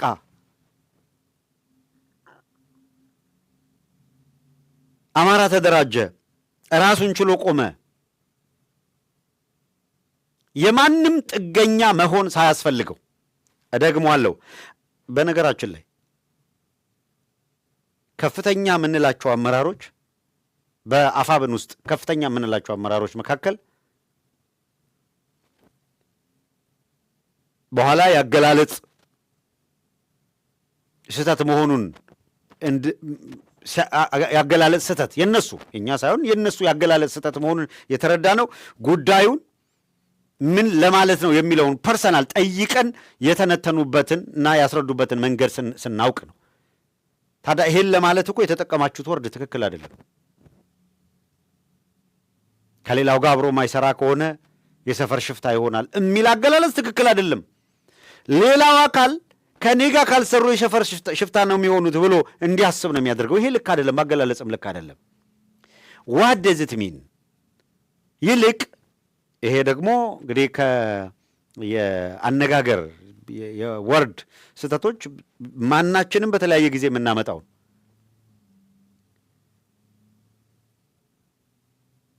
ተመልከቱ። አሁን በእርግጠኛነት የምናገረው የአማራ ፋኖ ብሔራዊ ንቅናቄ ከሌሎች ጋር የጋራ ጥምረት ፈጥሮ ካውንስል ፈጥረው የካውንስሉ ሊቀመንበር ሌላ ሆኖ ከፋኖ የተወከለው አካል ምክትል ቢሆን ሌላ ቢሆን ይኸውላችኋ ይኸው ሁልጊዜ ሁለተኛ ይኸው ነበረ። ከትችት አታመልጥም። አሁን ፋኖ ያለው ጥንካሬ አቅም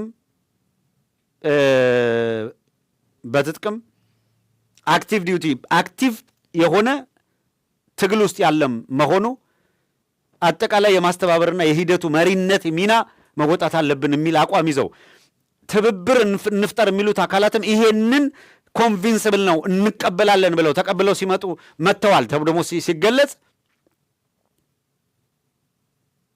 አይ እከሌ ስልጣን ስለሚፈልግ ነው። አያችሁ፣ እንደዚህ አይነት ጃርቶች ከሰውነታቸው ላይ ሾህ የማይወጣ የማይጠፋ ዕድሜ ልካቸውን በሄዱበት መዋጋት የሚፈልጉ አንድ ቀን ላባ የሌላቸው ሲኮሰኮሱ የሚኖሩ የጭቃ ውስጥ እሾሆች አሉ። ማንኛውም ነገር ላይ መናደፍ ብቻ። እነዚህ አካላት እነዚህ ክፋት የሚያስቡ አካላት ማንን የትግል ቦታ መግዛት እንዳለባቸው ያውቃሉ። ልመለስና ወደ ፖይንቱ አፋብንን ከጅምሩ ለማፍረስ የተደረገው እንቅስቃሴ አንጃ በመግዛት ነበረ። ጎንደር ላይ አንጃ ለመግዛት ጥረት ተደረገ። የትኛውን ክፍለ ጦር የትኛውን ብርጌድ እንዳነጋገሩ እነማን ያናገሩ እንደነበረ እኮ እናውቃለን። በስም መጥራት እንችላለን። ማስረጃ ማቅረብ እንችላለን። አልተሳካም። ጎጃም ላይ እስከ ዛሬ ድረስ እስከዚች ደቂቃ ድረስ ለዝናቡ ኳዝ ነው አይደለም። ዝናቡ ከሚዲያ ጋር ያለው ኢንጌጅመንት ቀነስ ስላደረገ እና እዚህም እዛም የሚወሩ የተለያዩ ነገሮች ስለነበሩ በዚህ መንገድ ዝናቡን አፕሮች ብናደርገው የሚል እሳቤ፣ ልፋታቸው፣ ድካማቸው ቀን ከሌት አንጃ ፍለጋ ነው። ዝናቡ በጎጃም ካለው የአማራ መዋቅር በማናቸውም መልኩ ቢያፈነግጥ ከባህር የወጣ አሳ ነው የሚሆነው። የዝናቡ ሕይወት በባህር ውስጥ እስካለ ድረስ ነው። ራሱን ከባህር የምንላችሁ ህዝቡን ነው። ባህር የምንላችሁ ትግሉን ነው። ባህር የምንለው ወንድሞቹ ናቸው። ይህን ጠንቅቆ ያውቃል። ስለዚህ ጎትተው ከባህሩ ሊያወጡት ሲሞክሩ አልወጣም ብሎ እምቢ ስላላቸው ነው። ጎጃም ላይ አሻግሬ ባየን ሞከሩ። አንድ የሻነው የሚባል ልጅም አለ። እንደምታውቁት በደንብ ጠንካራ ልጅ ነው። በነበራቸው ቅርበትና ግንኙነት ሞከሩት። አባከናን አላቸው። እንዳውም አሁን ባለው መዋቅር እንደምታውቁት በአመራርነት ገብተው አልቋል። ጎጃም ላይ አትሞክሩ፣ ከዚህ በኋላ ተዘጋ ፋይሉ ተባለ። ደግሞ ሸዋ ተራወጡ። ሸዋ በዚህ ኢንጂነር ደሳለኝን በዚህ መከታው ጋር የሆነ ስንጥቃት ለመፍጠር ያልተደረገ የለም፣ አልተሳካም።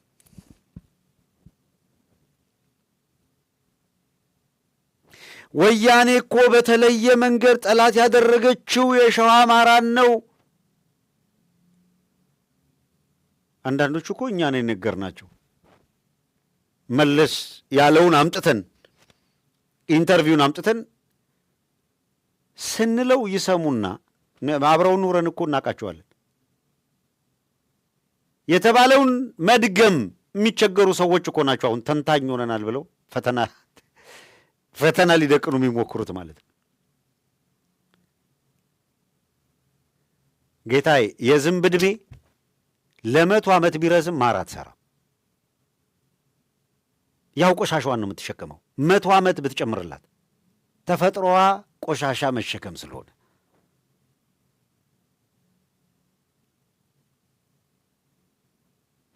ማር ለመስራት ንብ ሆነህ መገኘትን ስለሚጠይቅ ነው።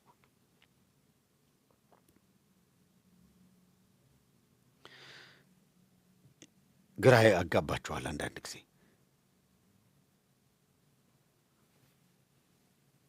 ምን እንደሚፈልጉ ግራ የሚያጋቧችሁ አካላት ከብአዴን በላይ ብአዴን ሆነው ታገኟቸዋላችሁ።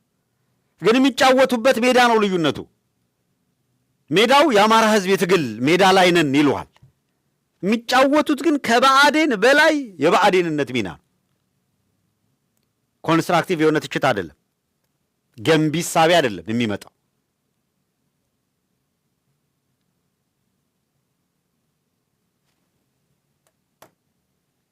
ሸዋ ላይ አይ ወያኔ እኮ ዋና ጠላቴ የሸዋ አማራ ነው ብላለች። ስንት ጊዜ ደጋግመን ተናግረነዋል። ወደ ስልጣን ከመምጣታቸው አስቀድመው የተናገሩትም ንግግር በማኒፌስቷቸውም ለ6 ወርም ቢሆን ያስቀመጧት፣ ከዛ በኋላ እሳቢዋን ይዞ የተነተኗት፣ ከዛ በኋላ የህገ መንግስቱ አካልና ናሬቲቭ ያደረጉበትን መንገድማ ተነተን ነው።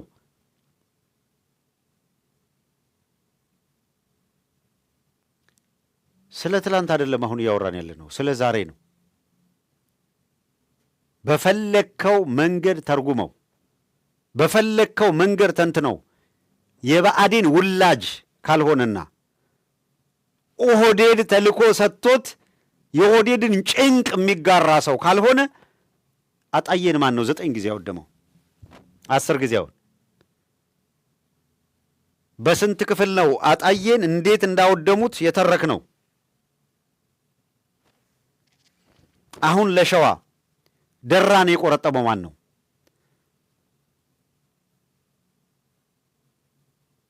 የራስ መኮንንን ሐውልት ሐረር ላይ ያፈራረሰው ማን ነው?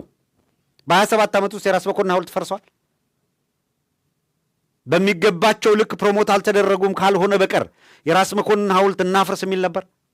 የአጼ ምኒልክን ሐውልት እናፍርስ የሚል ነበር።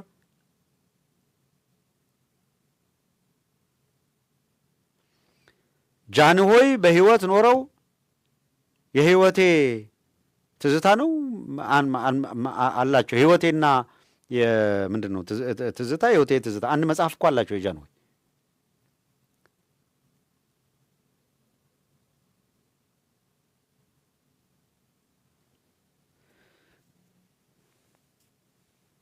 መኮንን ወልደ ሚካኤልን መኮንን ጉዲሳ ብለው በሐውልት ሰርተው አንድ የሆነች ጎዶሎ ሰውዬ ሚዚየም ጋር አቁመዋል። ማን ናቸው? ራስ መኮንን። ኧረ የአድዋው ጀግና ራስ መኮንን ና ሐረር ላይ ገንብላችሁ የጣላችሁትን እዚህ ጋር አምጥታችሁ ከየት ነው ያመጣችሁት? ይሄንን ጉዲሳ ሚልስ ስም ከየት ነው ያመጣችሁት? እንደሱ ነው ታሪክ የሚል በቃ የእነሱ መዝገበ ቃላት ይሄ ነው፣ መውሰር ነው።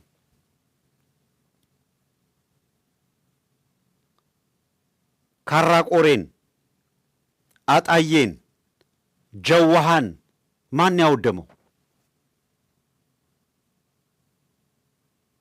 ደራን፣ የደራን አማራ የሚጨርሰው አሁን ማን ነው?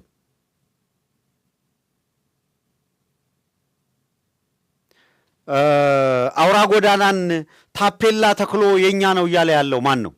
አዲስ አበባ አሁን የኛ ነው፣ የአጼ ዳዊት ከተማ አናቅም፣ የአጼ ምኒልክ አናቅም፣ የአጼ ቴዎድሮስ የአጼ የእቴጌ ጣይቱ አናቅም የሚለው ማን ነው? ጥያቄ ማን ነው? አሁን ከኦሮሞ ፖለቲከኞች በላይ ለሸዋ ሕዝብ ኢሚዲየት ዴንጀር አለ ወይ? ልንገርህ፣ በዓለም ላይ የለም።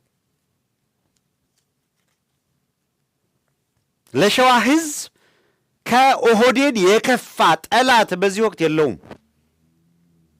ትላንት ሕዝባችንን ጠላት ብለው የተንቀሳቀሱ አካላት ጠላት ብላችሁ መንቀሳቀሳችሁ ዋጋ አስከፍሎናል ብለናቸዋል። ልጨምርና ልንገርህ፣ ፕሮፌሰር አስራት ወልደየስ የአማራ ጠላቱ ማን ያሉት? ማን ያሉት? ሆዳም አማራው ነው። ይኸው የአማራ ጠላቱ ሆዳም አማራው ነው። መጀመሪያ ይህንን የተሰገሰገ ሆዳም ነው ልክ ማስያዝ ያለብህ። በተአምር ልንረሳው ማንችለው እነ ይታገስ እሸቴ ሞገስን ነው። ለዛ ነው ዊ ዲዘርቭ ፍትህ የምንለው። እነ ጌታቸው ረዳ እነ ጻድቃን ሂሳብ እናወራረዳለን ብለው መጥተው ተፋልመዋል። ቲፒኤልኤፍ ሸዋ ድረስ መታለች። በዛን ጊዜ ለደረሰ ውድመት ሁሉ፣ ከዚያ በፊት ለገጠመን ነገር ሁሉ የሽግግር ጊዜ ፍትህ መጥቶ ተጠያቂነት ይመጣል። ይህንን ኮምፕሮማይዝ ካደረግክ ከማንም ጋር ልትቆም አይገባም። ይህን ኮምፕሮማይዝ እንዳታደርግ ነው። አሁን ግን 98% ኦርቶዶክሱን ቲፒኤልኤፍ በሚባል ኃይል ያን ጊዜ ሰርቷል በተባለ ስህተትና የቀዳሚ ጦርነት ላይ ባደረገው ውድመት አሁን ዘኢንታየር ጠቅላላ ኦህዴድ የሚባለው አድቫንቴጅ ወስዶ ያጥፋን ወይ ነው? 120 ሺህ አባወራ ትላንት ነው እኮ ያፈናቀሉት። የአማራ ቤተ መቅደስ የአማራ መስጊድ እያሉ እያፈረሱ እያቃጠሉ እኮ ቀጥለዋል። ጌታዬ ለአማራ እነዚህን 1 2 3ቱን መደዳ በየተራ ከዚህ እንጀምርና ከመጀመሪያው ከ33 ብንጀምር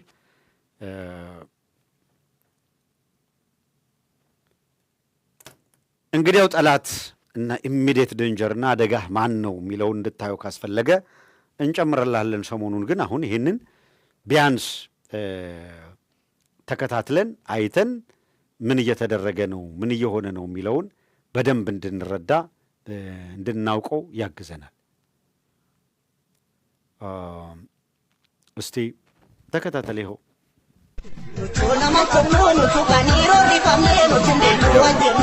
የሚመጣውን ከወታደሩ በጣም መንደሩ ከቃጥሎ ጭስ እየጨሰ ነው።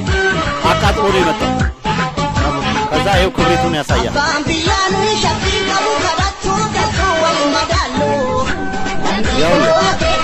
ከጀርባ እዩት፣ መንደሩን ጠቅላላ አቃጥለውት ከዛ ካሜራ ደቅ ነው አቃጥለነዋል፣ እናቃጥለዋለን እያሉ ነው። አንድ ጊዜ መለስ እናድርገው ይሄንኑ እና የስ አንዴ ደገም እዩት የሚመጣበትን አሁን ባሻጋሪ የምታዩት እዩት። ዛማኑ አሁን አያችሁት ሲለበለብ እዛ ሰፈሩ ሲቃጠል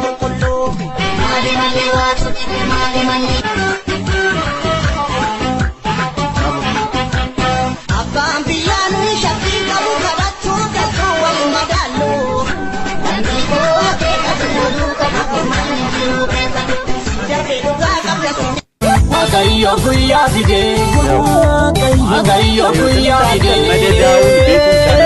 agayo guya fide, agayo guya fide, agayo guya fide, agayo guya fide, guya gudechu, guya mulechu, guya mulkau, bayur makau, agayo guya fide, agayo guya fide. የተፈረደባቸው የሚያቃጠሏቸው ያሉ ቤቶች ናቸው። ቀጣዩን እንቀጥል አለ ሌላ ሶስተኛ ኤላ ፋኖቲ ማንም ፋኖቲ ኩን ማና ተከላማ አይኖቲ ረከን ጀለሙ ቱሉ ረጅራ ማነ ማንዶ ገዳ ኩን ጅራ ኩኖ ላላ ኩኖ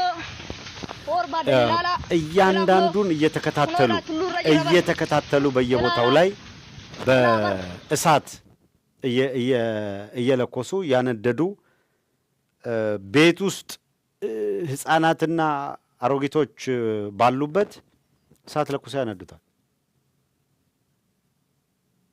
ሰው በእሳት አቀጣጥለው ሲከስል እያዩ የሚደሰቱ አካላት ናቸው።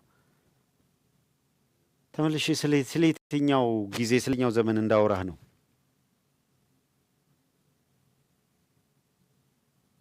ያ 32 ነው። የኢትዮጵያ ኦርቶዶክስ ተዋሕዶ ቤተክርስቲያንን በጧፍ እንደ ጧፍ አንድደው የሚሞቋት አካላት እነሱ የኛ የሚሉትን እንዴት እንደሚያደርጉ ተመልከት።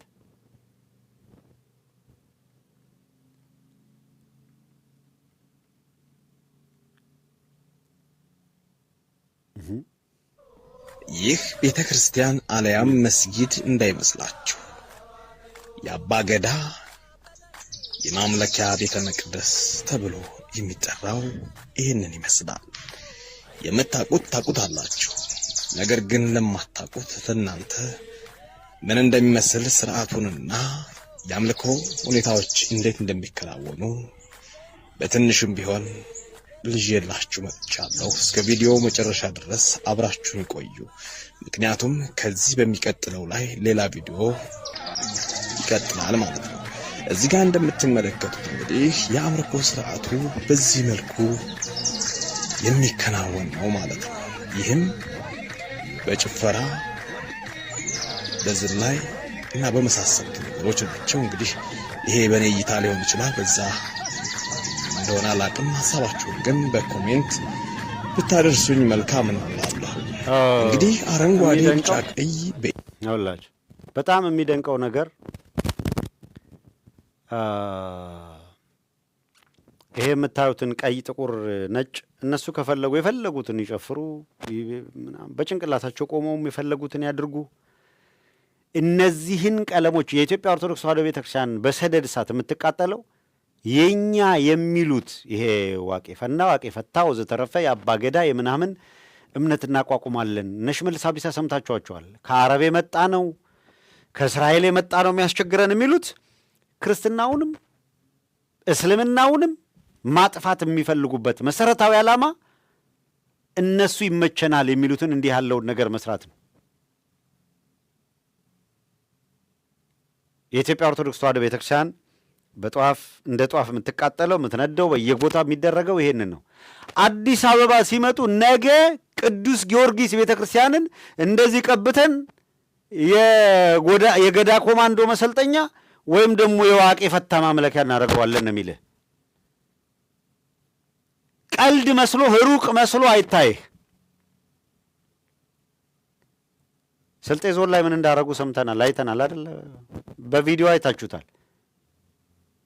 ስንት ቤተ ክርስቲያን እነሱ በፈለጉት መንገድ ለእነ ሐጂ ቱፋ መስጊድ እንዳደረጉት ከተናገሩ በኋላ ሌላውንም አታቃጥሉት እኛ እንቀይረዋለን ሲሉ የነበሩት እነዚህ ጉዶች ደግሞ ያቺ በትራንዚሽን ናት። ያቺ እንዴት ያለ የጥፋት አጀንዳ እንዳላቸው ተመልከትና ታዲያ ከእነዚህ ጋር የምታደርገው ትግል ከነሱ በስንት እጥፍ መፍጠን አለበት።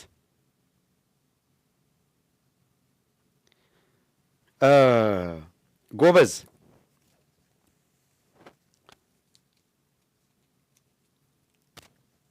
ማን ነው ለሸዋ? ማን ነው ለአማራ? አሁን ያለው ኢሚዲየት ጠላቱ ማን ነው? አሁን በምናየው በምንሰማው ማን ነው የመጀመሪያ ጠላቱ? የኢትዮጵያ ኦርቶዶክስ ተዋሕዶ ቤተክርስቲያንን ላጥፋት ብሎ ሰደድ እሳት እየለኮሰ ያለው ከትግራይ የተነሳ ኃይል ነው ወይስ ከኦሮሞ የተነሳው ኃይል ነው? አዲስ አበባ የኔ ናት፣ አማራ ነቅሎ ይውጣ እያለ ያለው ከትግራይ የተነሳው ኃይል ነው? የትኛው ነው? እነዛ ያደረጉት አስተዋጽኦ ነበረ።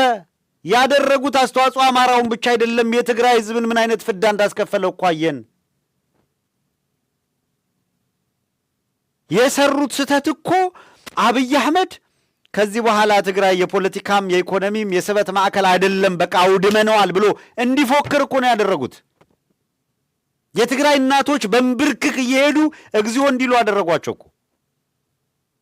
20 ዓመት 30 ዓመት ወዘተረፈ የተገነባውን በሁለት ሳምንታት ውስጥ ውድምድም አደረጉት እኮ። እነ ባጫ ደበሌ የተጫወቱበት ሸጠው በሉ። 1 ሚሊዮን ህዝብ ያለቀበት ጦርነት ተካሄደ። የሰሩት ስህተት ትግራይን ሲጅ ተደርጎ መከራውን እንዲያይ ህዝቡ አልሆነም ወይ? የአማራ ህዝብ መከራውን አይቷል። የስ የትግራይ ህዝብ መከራውን አየ። ራሱ ቲፒኤልኤፍ በሰራው ስህተት እሱን እኮ ካደ የለም የሚክድም የለም። ያ ዋጋ አስከፍሏል። አዎ። አሁን ግን ማን ነው ባንኩ? ማን እጅ ነው ያለው? ታንኩ ማን እጅ ነው ያለው?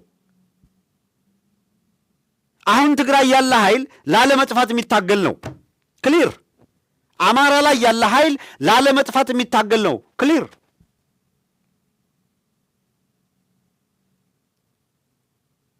ከትግራይ ላለመጥፋት አሁን የማይታገሉ ከሆነ እጣፈንታቸው እንደ ቀንድ አውጣ አይነት አንድ ሰመመን ወስደው መቀሌ ላይ ያስቀምጣሉ የኦሮሞ የፖለቲካ ኃይሎች። ስለዚህ አፋርን ባወላ አርባ እንደሚያስገብሩት አማራው ላይ ቀንድ አውጣውን ጨጭነው እንደሚጫወቱት መቀሌ ላይ የሆነ አካል አስቀምጠን እንጫወትበት ነው። ይህንን አንፈቅድም ብለው እምቢ ብለዋል። ከፈቀዱላቸው ትግራይ ላይ ያሉ አብያተ ክርስቲያናት፣ ገዳማት፣ ቅርሶች በሙሉ ተመንጥረው ይወድማሉ። ኦህዴድ በ15 ቀን ውስጥ ምን እንደዘረፈ ምን እንዳደረገ ይታወቃል። አሰቦትን ጨምሮ ስንት ገዳማት መነኮሳት እየታረዱ አይደል እንዴ? ኦህዴድ ትግራይ ላይ ኃይል ካገኘ፣ መቀሌ ላይ ኃይል ካገኘ መነኮሳት ይታረዳሉ፣ ቅርሶች ይወድማሉ እያልን እኮ ነው ያለ ነው። አማራ ክልል ላይ ስንት አብያተ ክርስቲያናት በመድፍ መቱ። ስንቱን በቀድሰው ሲወጡ እኮ በጥይት ሐረር አቃጠሉት። እነዚህ ናቸው ኦሮሞ የፖለቲካ ኃይሎች። ትግል እየተደረገ ያለው ከነዚህ ጋር ነው። ትላንት እነዚህ ሰዎች አጥፍተዋል፣ ትላንት በድለዋል። አዎ ዛሬ ነው እያወራን ያለ ነው። አይ ይሄማ ጽምዶ ነው ምናምን ነገር ይልሃል ማለት ነው። 26 አምጣልኝና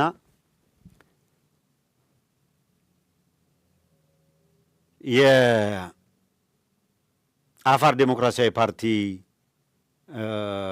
መሪው የሚናገረውን እንስማ። ለአፋር ሕዝብ የዕጣ ፈንታውና ያለው አማራጭ ምንድን ነው የሚለውን የሚያነሳው አለ የሚያነሳቸው ነጥቦች አሉና ያንን የሚያነሳቸው ነጥቦች እስኪ እንስማ። እንደ አፋር ዲሞክራሲያዊ ፓርቲ አሁን ካልተባበርን አሁን አንድ ላይ ሆነን አሁን ያለው የብልጽግና ስርዓት አብረን ካላጠፋ ነው ህዝባችንም አብሮ ነው የሚጠፋው የሚል እምነት አለን።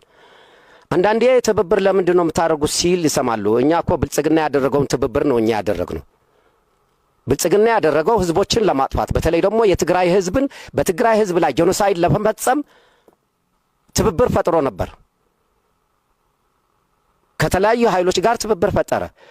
እኛ ደግሞ ብልጽግናን ለማጥፋት ትብብር እየፈጠርን ነው። ምንም ልዩነት የለውም። አንዱ ነው ብቻ ልዩነቱ። ብልጽግና የፈጠረው ልዩነት የኢትዮጵያ ህዝቦችን በተለይ ደግሞ የትግራይ ህዝብን ጄኖሳይድ ለመፈጸም ነው፣ ህዝቦችን ለማጥፋት ነው። እኛ የምናደርገው ትብብር ግን የህዝባችንን ህልውና ከጥፋት ለመታደግ የምናደርገው ትብብር ነው።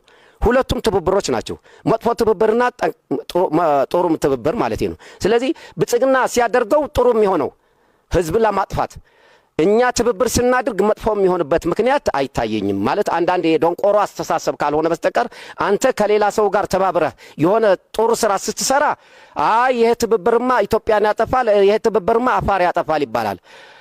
አንተን ለማጥፋት ግን ትብብር ሲያደርጉ ይሄ ትብብርማ ጥሩ ነው ይባላል። ይሄ እኛ እንደ አፋር ዲሞክራሲያዊ ፓርቲ በእኛ እምነት ብልጽግና ከዚህ በፊት የአፋር ህዝብም የኢትዮጵያ ህዝብም በተለይ ትግራይ ላይ ጄኖሳይድ ለመፈጸም የፈጠረው ጥምረት የፈጠረው ጽምዶ እኛ ፈጠረናል የሚል እምነት አለን። ልዩነቱ ቀደም ደግመዋሉ ህዝቦችን ለማጥፋት የሚደረገው የብልጽግና ትብብር ነበር። እኛ ደግሞ ህዝቦችን ከጥፋት ለማዳን የምናደርገው ሁለተኛ ትብብር እውነተኛ ትብብር አለ ማለት ነው። እኮ ፓርቲ ይሄ ነው ዓላማው ይሄ ነው ለማለት እኮ መጀመሪያ ህዝቡ መኖር አለበት። ህዝብ እየጠፋ ስለ ፖለቲካ ልዩነት መናገር ዝም ብሎ ጅልነት ነው። መጀመሪያ የሚቀድመው የህዝባችንን ህልውናን ማረጋገጥ ነው። ያ ይሄ ነው በአቋማችን እያሉ ያሉት። ለመጥፋት ራሳችንን አሳልፈን አንሰጥም ነው ጥያቄያቸው።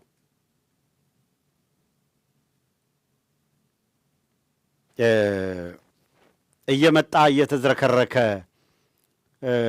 ስንቱን ወጣት እየማገደ የሚያሰቃይ አካል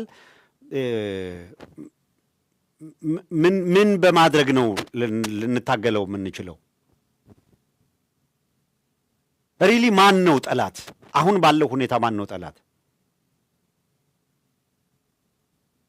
እስኪ ደግሞ ይህን እንከታተል። ምን ሆነሽ ነው? ምን ሆነሽ ነው? ምን ሆነ ነው?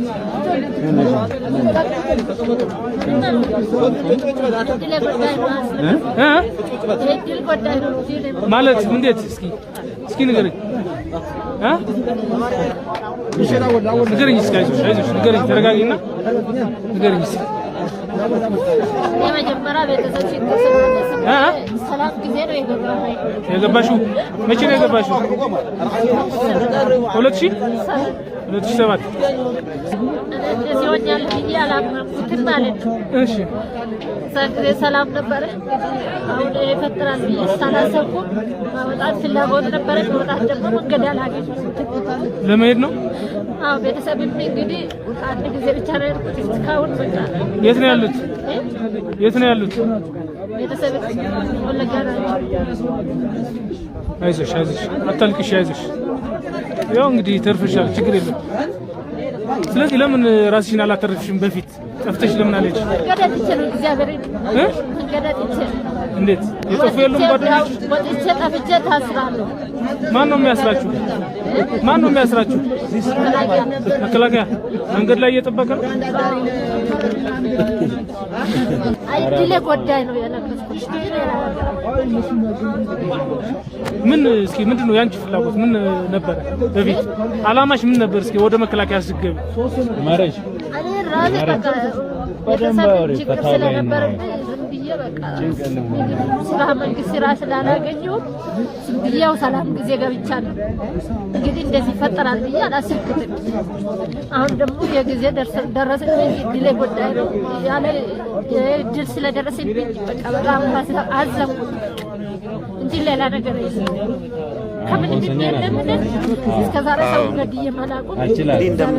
እንደምትሰሟት ነው እንደነዚህ ያሉ ሰዎች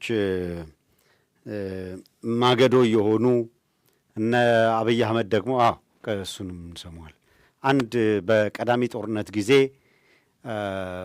በሰሜኑ የመጀመሪያው ጦርነት ጊዜ በጣም ፌመስ ሆኖ የነበረ እና በጣም እጅግ የሚያሳዝን አንድ ህፃን ልጅ በጣም ህፃን ወስደው ማግደውት የዛ ህፃን ልጅ ንግግር እንዴት ከማንም ሰው ህሊና የሚወጣ አይደለም። ለእነ አብይ አህመድ ስልጣን መቀጠል እንዲህ ነው ዋጋ ሲከፈል የነበረው። እኔ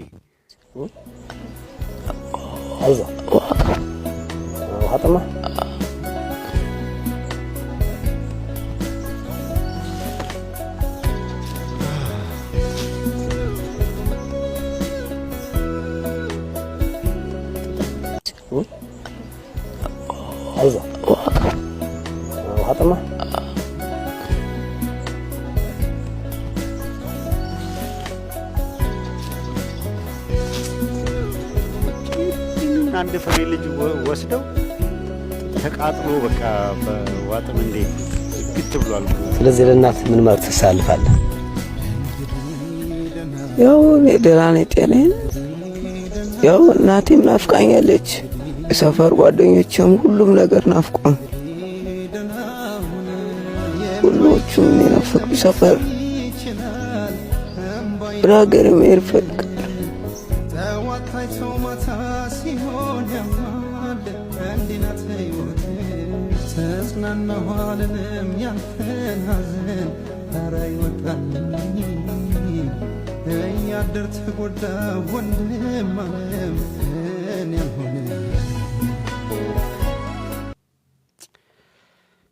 እንደዚህ ነው ወስደው ማገዶ የሚያደርጉት፣ ወጣቱን የሚያሰቃዩት። ለምን ዓላማ?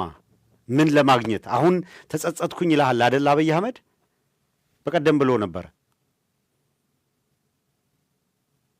ጥቁር ጠባሳ ነው የጣለው፣ እንደዚህ ነው ያለ። ሌላ ጦርነት እየተዘጋጀ እኮ ነው። ያለፈውን ጥቁር ጠባሳ ነበረ ይላል። አሁን አማራው ላይ ያልተቋረጠ ጦርነት እያደረገ ነው። እኔ እኮ ደግሞ ስልጣን ላይ ያሉት እንደ ጦጣና ዝንጀሮ በየጫካው በየወንዛ ወንዙ መዞርን እንደ ትልቅ ነገር ነው የቆጠሩት። ተው አትምጡ ተብለው ተንደርድረው የመጡት አካላት እኔ እኮ እስኪ እዩዋቸው የብርሃኑ ጁላን ወታደሮች አሁን ፋኖ እንዴት እንደሚያደርጋቸው። የዘሜ ግልገል ይላል። የዘሜ ግልገል ደብረ ዘይት ነፃ ወጣለች። ደብረ ዘይት ያዘው እንጂ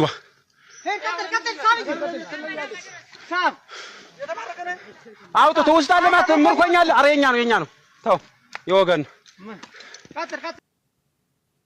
አንዴ ደገም እስኪኛው ምንድነው ጎንበስ ብለው ግን የሚሄዱት? ግራ ይገባኝ። ጠቅላላ ወገባቸው ተሰብሯል እንዴ?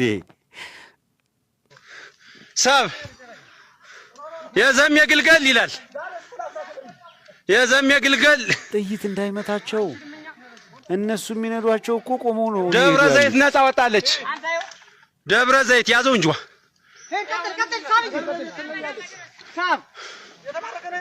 አውጥቶ ውስጥ አለማት ምርኮኛል። ኧረ የኛ ነው ተው የወገን አብይ አህመድ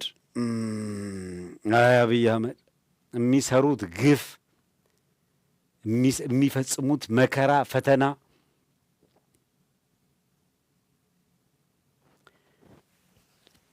አንድ በጣም የሚገርሙ አባት ያደረጉት ንግግር አለ። እሱን ከሰማን በኋላ ወደ ሌላው ዝርዝር እንሄድና ወደ ለማጠቃለል ቅርጽ እናስይዘዋለን።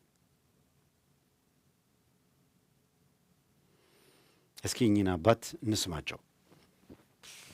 ክልል የሚባለው ስም ቀርቶ በራስ አገዝ የሚመራ ከተማ ሲኖረን ነው። ድሮ አባቶቻችን እኮ አዲስ አበባ ራስ አገዝ ነበር፣ ጋምቤላ ራስ አገዝ ነበር፣ አሰብ ራስ አገዝ ነበር። የራስህ ከተማ ማለት ነው። ራስ አገዝ ማለት ራሷን በራሷ የምታስተዳድር ማለት ነው። እኔ ባህር ዳር ሂጅ ቦታ ስጠኝ ብለው አሁን ተኮምበልሻ መታይልም የራሴ ክልል እንኳን አዲስ አበባ ለመታከም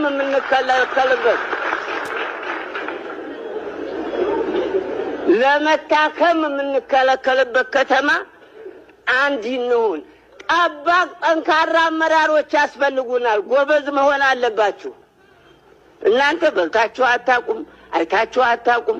አሁን ነው ያመጣዋችሁ። ጥሩ ስራ እየሰራችሁ ነው። ጠንካራ መሆን አለባችሁ። ይሄ ውሳኔ ካልተፈታ ዘላለም እንደተጨቃጨቅን ነው የሚኖረው። አንዲት ከተማችን አዲስ አበባ አባቶቻችን ደም የተፉባት የኔ አባት አድዋ የቀይ መሪ ነበር። ራስ አበራ ይባላል። አዲስ አበባ ተክለ ሃይማኖት ነው መሬት የተሰጠው። እህታችን ናት የምትኖርበት። አድዋ የዘመተበትን መሬት ማለት ነው የከተማ መሬት። ውጣ ከተባልኩ እንግዲህ አሁን እንዴት ነው የሚባለው? አንድ ነን ይባላል። ይሄንን በራስ አገዝ ከተመራስ ማን ይከለክለኛል? ኦሮማራ ነገሮች ይፈታሉ። መቼ ነው? ስንሞት ነው እንደሚፈቱት። ድንበር ማካለሉ ይቅርልን። ወሎ ነው። የወሎ ክልል የት ነው? የአባቶቻችን ተብሎ ይመታ። የጎጃም ክልል የቱ ነው? ይሄ ይሁን በሉ። ንገሯቸው፣ አትፍሩ። ምን ያደርጓቸዋል? ያባረሯቸዋል። አረ ለአላህ ብላችሁ፣ አረ በእግዚአብሔር ይዘናችኋል። አረ አላህን ፍሩ። አረ ትላልቅ ነጋዴዎች አላህን ፍሩ። አረ ትላልቅ ባለስልጣኖች አላህን ፍሩ። ነገ ትጠየቃላችሁ። ይሄ መሬት እዚሁ የምትደለፉበት አይደለም። ጥላችሁ ትሄዳላችሁ። ዜጋ ይሰቃይ። ምሬት የወለደው ንግግር ነው እየነገሩ ያሉት። ጎጃም ክልል ሲሉ ያው ክልል ይቀር ብለዋል አይደለ? ጎጃም ጠቅላይ ግዛቱን እያነሱልህ ነው። ሸዋን፣ ደራን፣ መተከልን፣ አዲስ አበባን ምሉ የነበሩበትን የወሎ ጠቅላይ ግዛት ያካትታቸው የነበሩት የትኞቹ ቀጠናዎች ናቸው? ያን ጊዜ መጓተትና ምናምን አልነበረም የሚለውን ነው የሚተነትኑት።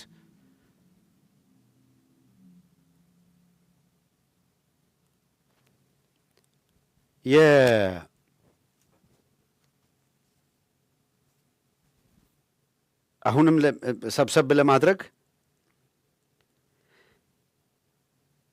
ተሸንፎ የተባረረው የብአዴን 5ኛ ረድፍ ሌላ ሙከራ የማፍረስ እንቅስቃሴ ነው፣ የመናድ እንቅስቃሴ ነው ብለን የጀመርነው። ኦህዴድን ክፋቱን አሁን ባለው ሁኔታ ትግራይ ላይ ጦርነት፣ አማራው ላይ ጦርነት፣ ሌላ አዲስ አበባ እንደምታዩት ነው፣ በሃይማኖት ላይ እንደምታዩት ነው። በሁሉም መስክ በፈለገው መንገድ ይተርጎም። አሁን ለአማራ ሕዝብ ከኦህዴድ የሚከፋ ጠላት የለውም። ሌላ ጠላት የለውም አላልኩም። ጠላት ሆኖ ጉዳት ያደረሰበት የለም አላልኩም። ከኦህዴድ የከፋ ጠላት ግን የለውም፣ በውስጥም በውጭም።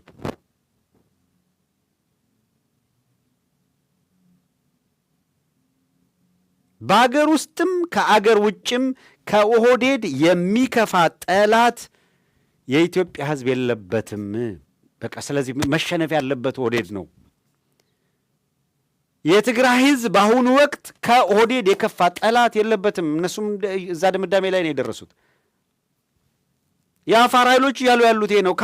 የአፋር ኃይሎችም ለአፋር ሕዝብ አሁን ከኦህዴድ የሚከፋ ጠላት የለም ነው እያሉ ያሉት። ለአዲስ አበባ ከኦህዴድ በላይ ጠላት አላት ወይ?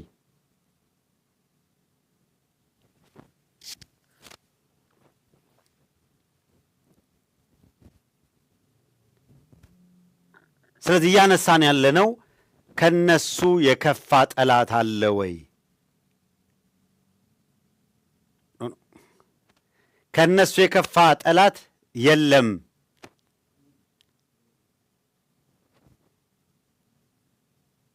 ይሄን ነው እያሉ ያሉት።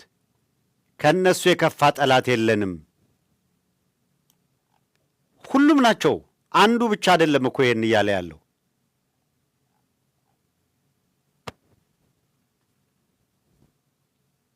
አንደኛው አካል ብቻ ሳይሆን ሁሉም ነው እያነሱ ያሉት። ከኦህዴድ የከፋ ጠላት የለንም እያሉ ያሉት።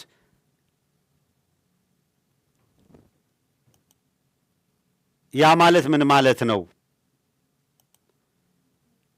አሁንም ቢሆን ደጋግመንም ቢሆን ማንሳት ያለብን መነጋገር ያለብን ጉዳይ ቢኖር ከሁሉ በላይ መነጋገር ያለብን ጉዳይ ቢሆን ይሄ ነው። ለምሳሌ ከዝግጅታቸውም ከምንም የተነሳ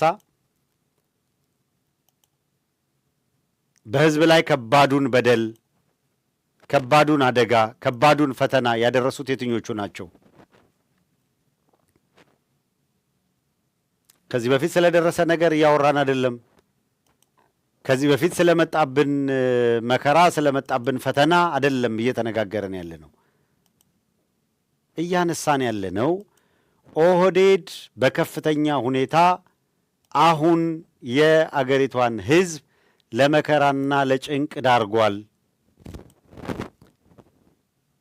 ከዚህ አካል ጋር የሚደረግ ማናቸውም ግንኙነት በሕዝባችን ላይ መከራ ሰቆቃ እያመጣ ነው እየተነሳ ያለው ይሄ ነው።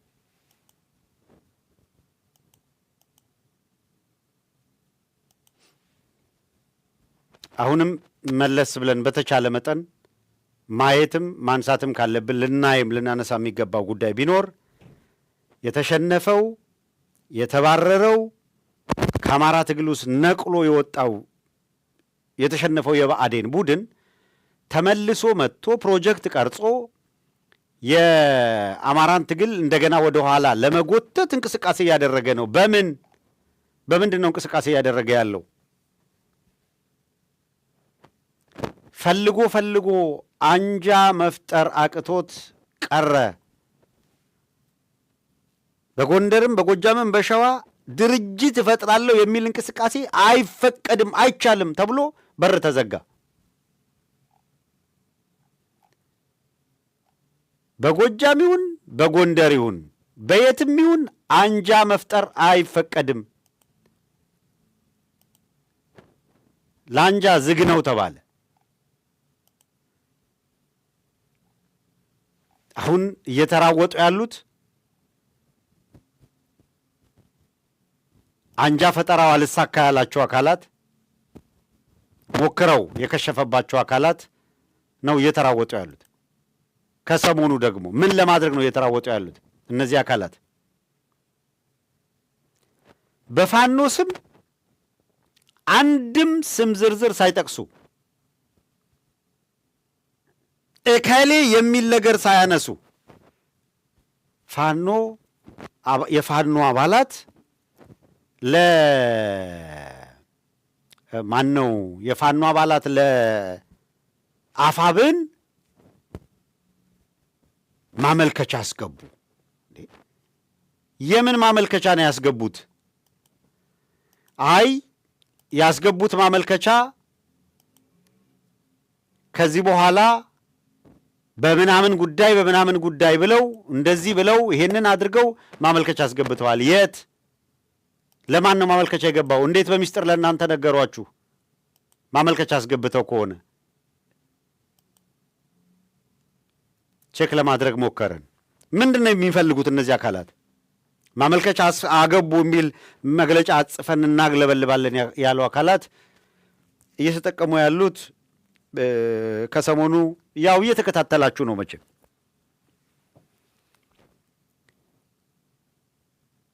ሄደው የሚንጠላጠሉት ሰም ካይንድ ኦፍ ግሩፕ የእስክንድር ስም ላይ ነው የሚንጠለጠሉት።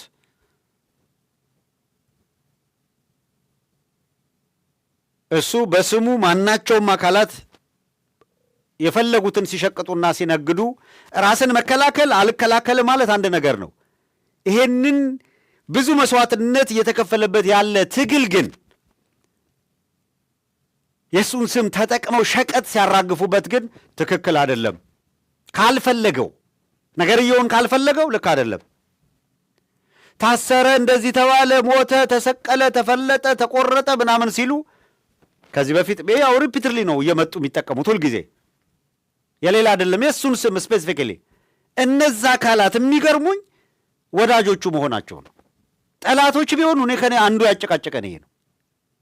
ወዳጆቹ ነው ዕለት ከዕለት ከአንተ ጋር የሚገናኙ ሰዎች አንተ ምንም ባልሆንክበት የሆነ ነገር ሆነ ብለው በሚሉ ጊዜ ለምንድን ነው ዝም የምትለው? ሳቅባቸው፣ እንደዚህ በሏቸው። ለነሱ መልስ አልሰጥም። ትግሉ ግን እየተጎዳ ነው።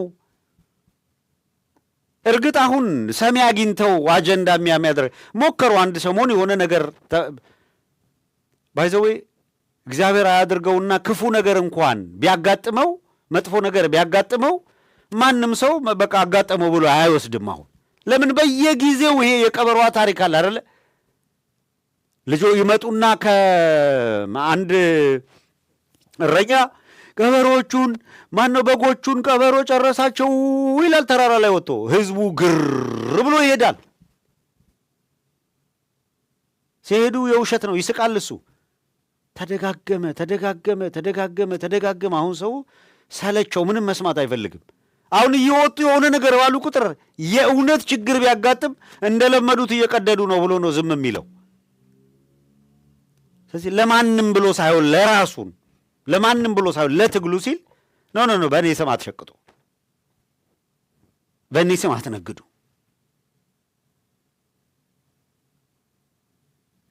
ለሌላ ጉዳይ ይብዛ የሚነስም 20 ሰው ይኑር 30 ሰው እኔ ለክብርም ለምንም ይመጠናል ብዬ አላስብም። ለሆነ ጉዳይ አንድ ሰዓት 2 ሰዓት በማታ በቀን ምናምን ቲክቶክ ላይ ጎትተው የሚያመጡት አካላት አይ ትግሉን የሚያውክ ነገር የሆኑ አካላት በስም እያደረጉ ነውና ይሄ ነገር ልክ አይደለም ብለው ለምን አያመጡትም? ለሌላ አጀንዳ የሚያመጡት። አይ በአማራ ትግል ውስጥ ማሃት ጃርት ነው ያለው እሾኩን መነስነስ የሚፈልግ። ስለዚህ ከሰሞኑ ያንን በመጠቀም ፎቶውን የእሱን ፎቶን በመጠቀም ጭምር ልክ ማመልከቻ አስገቢ ለማድረግ ሞክረዋል።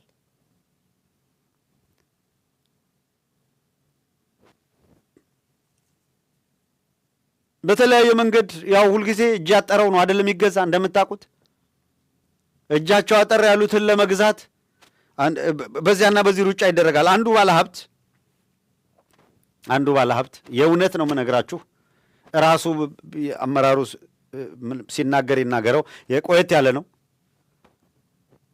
ነው። አሁን አይደለም ክረንት አይደለም። ባለሀብት ነኝ የሚለው ሰውዬ አንዱን የፋኖ አመራር ለሚፈልገው ዓላማ ለመግዛት እኔ ይህን ያክል ገንዘብ ድጋፍ ማድረግ እችላለሁ፣ ላግዝ ነው ምናምን አለ። ኦኬ አግዝ፣ የምትችለውን አግዝ ይባላል። ከዚያ የተባለውን ፍራንክ አስገባ የተባለውን ያስገባል። 1 2 3 ጊዜ ከደወለ በኋላ በአራተኛው እንዲህ አይነት መግለጫ ሚዲያ ላይ ብትሰጡ ጥሩ ነው፣ ይሄን መስጠት አለባችሁ። እንዴ አናምንበትም፣ የማናምንበትን አንሰጥም። ማማቻ ነው እርስ በርስ።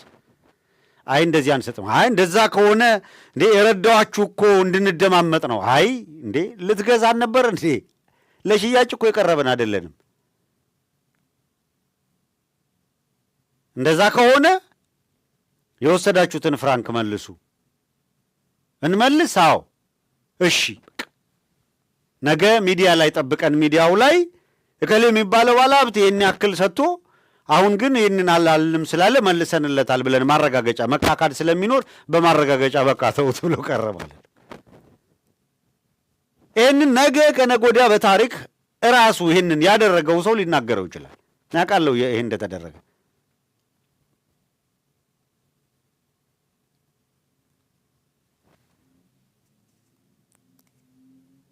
አፋብን ጋር ያካሄድ የምናምን ችግር ያለ እንደሆነ ከምስረታ ጀምሮ ነገሩን እያጣራን እየጠየቀ ስለመጣን ነው ይህንን የምላችሁ።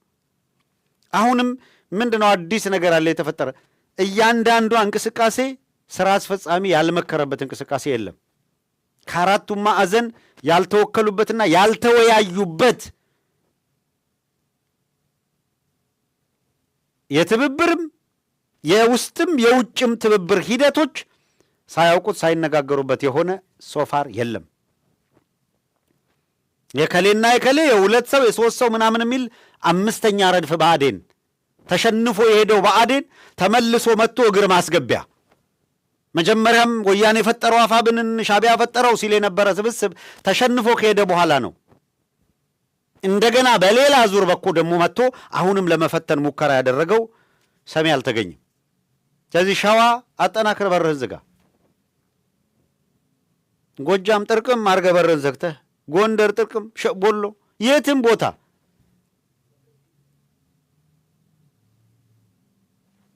ለማይክራፎኑ ሁለት ገጽ እየጻፉ ያቅርቡለት። $20 ሰጥተው ማይክራፎኗን ሆነ ያርጉለት ያንብብ። ምንም ችግር የለውም እሱ። ማን አሁን እንደው እውነት ለመናገር በሙላት አስታጥቄ ክላሲካል ቢታጀብ ማን ሊሰማ ነው?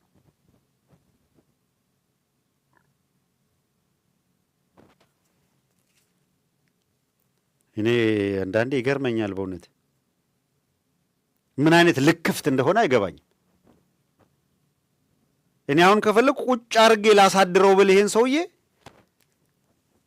ነገ 1-6 ውሉክ ግጥም ጽፌ ብለጥፍ ቁጭ ብሎ ያድራል ግጥም እየጻፈ። እኔ ጽፌ ያለሁ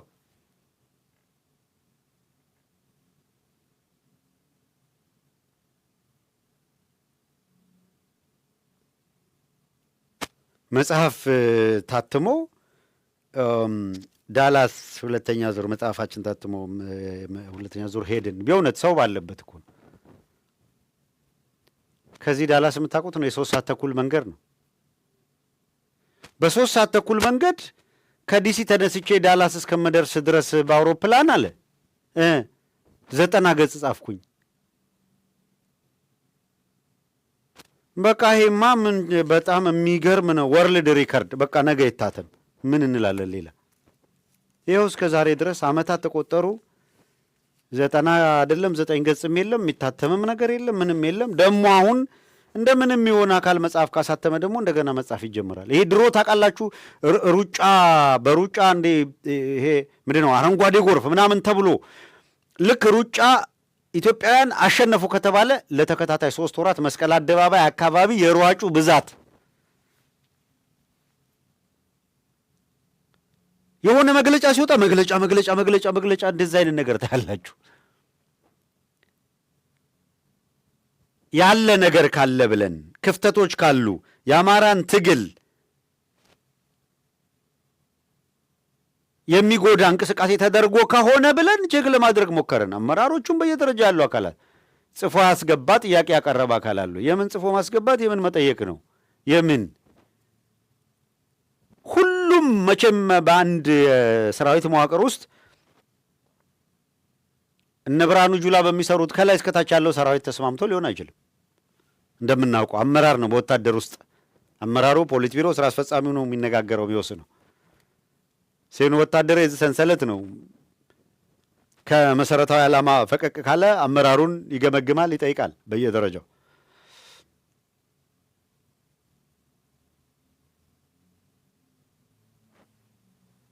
እናም አንዳንድ ጊዜ ጊዜ ላለማባከን ነው በተቻለ መጠን ጥረት የምናደርገው። ለማንኛውም ግን ተወደደም ተጠላም ኦህዴድ በፈለገው መንገድ ሩጫ ቢያደርግ ከዚህ በኋላ ወደ ኋላ የሚመልሰው የሚቀለብሰው ነገር የለም። የሚቀለብሰው የለም ስል እኔ ማንኛውም ትብብር አልፋና ኦሜጋ ነው ብዬ አላስብም። ኢትስ አባውት ታክቲክ።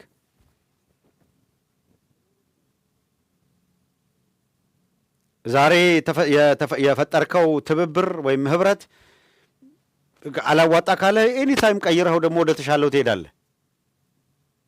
ለውጤት የሚያበቃ ደግሞ ከሆነ በተማማልክበትና በተማመንክበትና በተነጋገርክበት ጉዳይ ውጤት ታመጣለህ። ይሄ ነው የሚሆነው። ከዛ ውጭ ግን አሁን የመከፋፈያ አምስተኛው ረድፍ የመከፋፈያ እንቅስቃሴ ምንድናት? አንጃ ፍለጋ አይደለም። ለሸዋ እኮ የሸዋ አማራ ነው ጠላቴ ብለው እንደዚህ ብለው ምናምን ብለው ልክ ኦህዴድን ወዳጅ ላይ ያደርጉት ማለት ነው።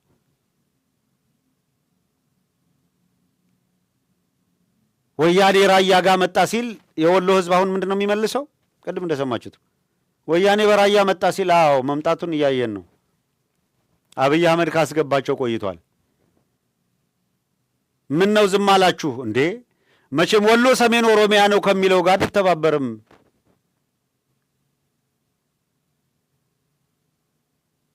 በአንድ ጊዜ 30 ቦታም ደግሞ አንዋጋም። ለአማራ ህዝብ ዘላቂ ጠላት እየሸመትንለት አንሄድም። ብስለትን ነው የሚያሳየው። ወሎ ሰሜን ኦሮሚያ ነው የሚለው ሰውዬ አሰብን ላስመልስልህ ነው ይላል። ምን ስትለው አሰብ የወሎ ጠቅላይ ግዛት ነበር አባዱላ መጥቶ እንዴ እናንተ ወሎን ሰሜን ኦሮሚያ ካላችሁት አሰብንም እኮ ለእናንተ ነው የምትፈልጉት። ታዲያ ለአማራ ምንድን ነው ይፈይድለት? ድፍረታችሁ የድፍረታችሁ ልክ አዲስ አበባ ኬኛ ካለ በኋላ እንደው እንኳን አሰብ ቀይ ባህር ዘኢንታየር ቀይ ባህር ለኢትዮጵያ ላስመልስ ነው ቢልህ ታምነዋለህ ወይ ነው? መጀመሪያውንስ ልክ ነው ወይ ያነሳው ሐሳብ? ያከተመው እኮ የኦሮሞ ፖለቲከኞችን በቃ ጉዳይ ያከተመው እኮ በቃ አዲስ አበባ ኬኛ ያሉ ቀን እኮ በቂ ነው። ድሬዳዋ የኛ ነው አለ እኮ አብይ አህመድ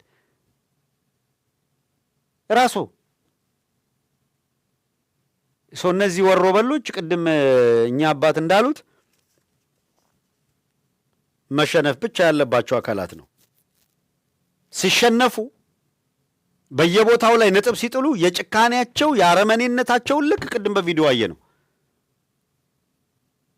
ጋቸና ሲርና የምትለው የኦሮሚያ ልዩ ኃይል የምትለው አካል ነው እንደዚህ በሰደድ እሳት እየቀጠለ የሚያቃጥለው ኤቭሪዌር በቃ መኖሪያውን ሀብቱን ምኑን አማራ ክልል ላይ አርሶ አደር በየቤቱ እየገባ ኪኒ ብሊቭ በትላንትናው ዕለት የተሰጠ ማስጠንቀቂያ በፋኖ በኩል ሰሜን ወሎ አካባቢ የመከላከያ ኃላፊ የሚባሉት ጠርተው ወታደሮቹ ማለት ነው አንድ ቀጠና ላይ የወታደር ኃላፊ ማህበረሰቡን ሰብስቦ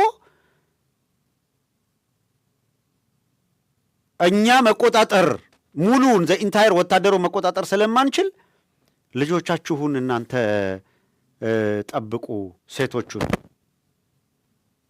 ታምናላችሁ? የመከላከያ አዛዥ ነኝ የሚለው ሰውዬ ልጆቻችሁን የወሊድ መከላከያ አስወጓቸው፣ ለእድሜያቸው የደረሱትን።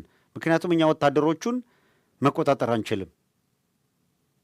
እንዳይወልዱ የወሊድ መከላከያ ልጆቻችሁን አስወጉ ብለው ህብረተሰቡን ሰብስበው ምን ዘመን ላይ ነው የደረስነው? ሰው የሚልኳቸው ወታደሮች ቤት ለቤት እንደሚደፍሩ አውቀው እኛ እነሱን መቆጣጠር ስለማንችል እናንተ ልጆቻችሁን የወሊድ መከላከያ አስወጉ።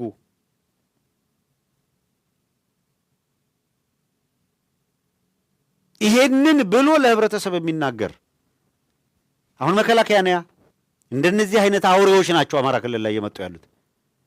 እንዲህ ካለው አውሬ ጋር ነው እየታገለ ያለው የአማራ ህዝብ።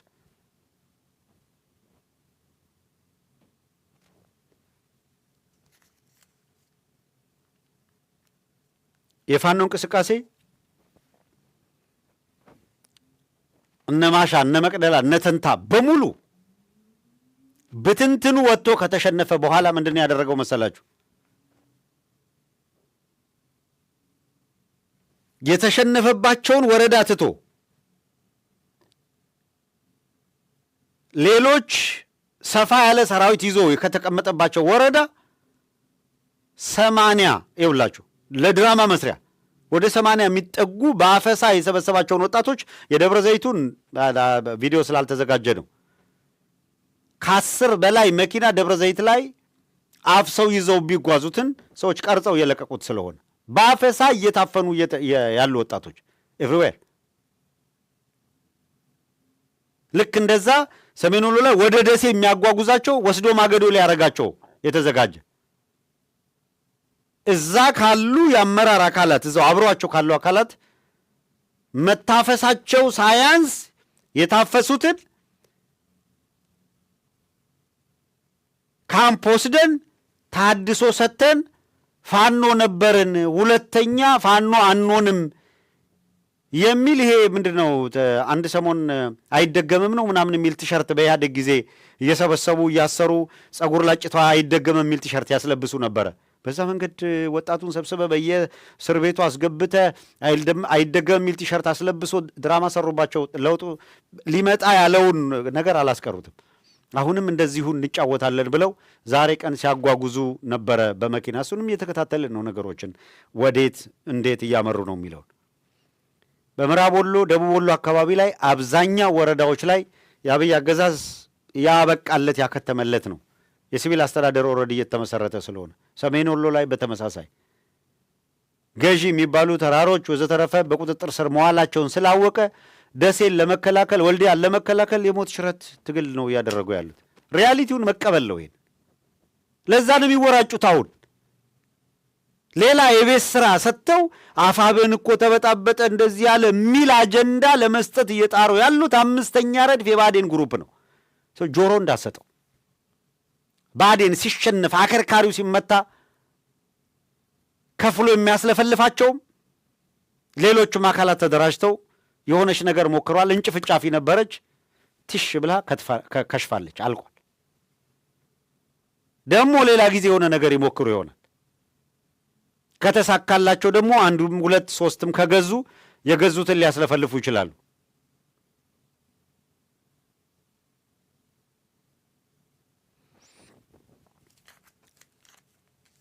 እንጂ በእንቅስቃሴው አጠቃላይ አሁን ባለው ሁኔታ ነገሮች ለይቶላቸው ወደ ተሟላ እንቅስቃሴ ከተጀመሩ አብረን እናየዋለን። ምን ያህል ጊዜ ይፈጃል የሚለውን ይሄ ድሮን ምናምን ገለመሌ አየር ኃይል ቀርቶ ልናይ ማታ ብላለች አያቴ።